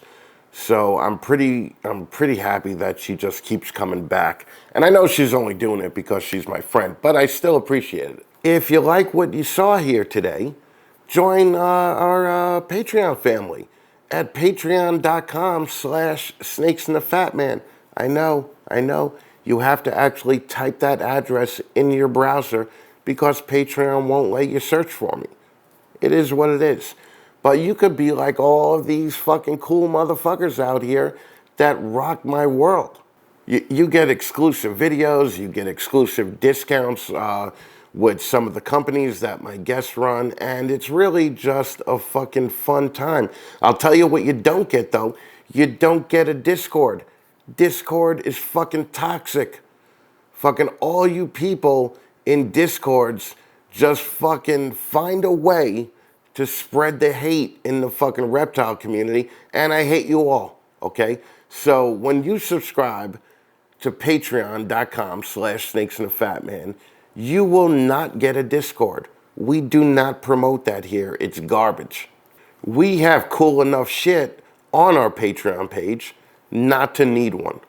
Every cent made on Patreon goes back into the show to make it better and fucking hopefully make you guys laugh more. It doesn't go to pay my bills. I have a job for that. Don't forget to enter the Stop Looking and Sounding Like Fucking Shit giveaway, where you can win a full podcasting setup. We're going to announce the winner on the next show, on the March 15th show. And hopefully, you know, one of you guys that need it will actually learn to stop sounding and looking like shit with this whole little giveaway. Look, I don't have snakes to raffle off, so I raffle off what I can. The Zoom call is only once a month now, and man, this last one was fucking awesome. I think we had almost 50 people there. We had a ton of newbies there, and actually a lot of women showed up. Pretty happy with that. You know, I like it to at least be even. I would love it if more women came. Even if you want to fucking tell me off and tell me what a fucking sexist, misogynistic pig I am, that's fine too. You're all welcome. Even the Canadians that fucking hate me, come on the show, grow some fucking balls. Fucking let's talk it out in front of 25 to 60 fucking people, and let's see what you think of me then. You fucking Canadian pussies. Not all. Not all of Canada's full of pussies. Man, there are some fucking gorgeous women in Canada that fucking constantly come to the fucking Zoom call. And there's a couple of cool guys there too, but just a couple. But everybody has an open invite to the fucking Zoom call. Come by, listen to some adult topics and have fun, and tell me off if you want to. I don't give a fuck. Just have the balls to show up. Open invite to all Canadians. Fucking stop by, right? Pull the stick out of your ass and have a little fucking fun. Check my my socials for when that is. It's usually the last Sunday of the month. Also, don't forget to watch Fatman Live this Sunday, where I'm going to have on the gorgeous Maria Matacola of Enbringer Exotics. Speaking of Canada, there's a certain Canadian that fucking hates the fact that I just bring on gorgeous women on my fucking Sunday show. He's very angry that I bring on these beautiful women who are reptile adjacent, okay? They might not be breeders, they might be keepers, they might be reptile pet owners, and he does not like that. So this Sunday night, March 5th at 8 p.m. Eastern Time, suck it, you fucking Canadian piece of shit. Let us know how it feels when I have a gorgeous woman on that has forgotten more than you could ever hope to fucking learn about keeping reptiles. Then maybe you'll shut the fuck up, fucking fucktard. March 5th, Maria Matacola, Fatman Live. Go subscribe to Snakes and the Fat Man on YouTube. Follow us on Instagram. Friend me on Facebook. Yeah. Blah, blah, blah. I'll be your fucking friend. Thanks for hanging out with me, Brittney, and Terence. I hope you guys fucking love the show. And we will be back again in 2 weeks. Remember, I love all you guys except for fucking certain Canadians. See you in 2 weeks.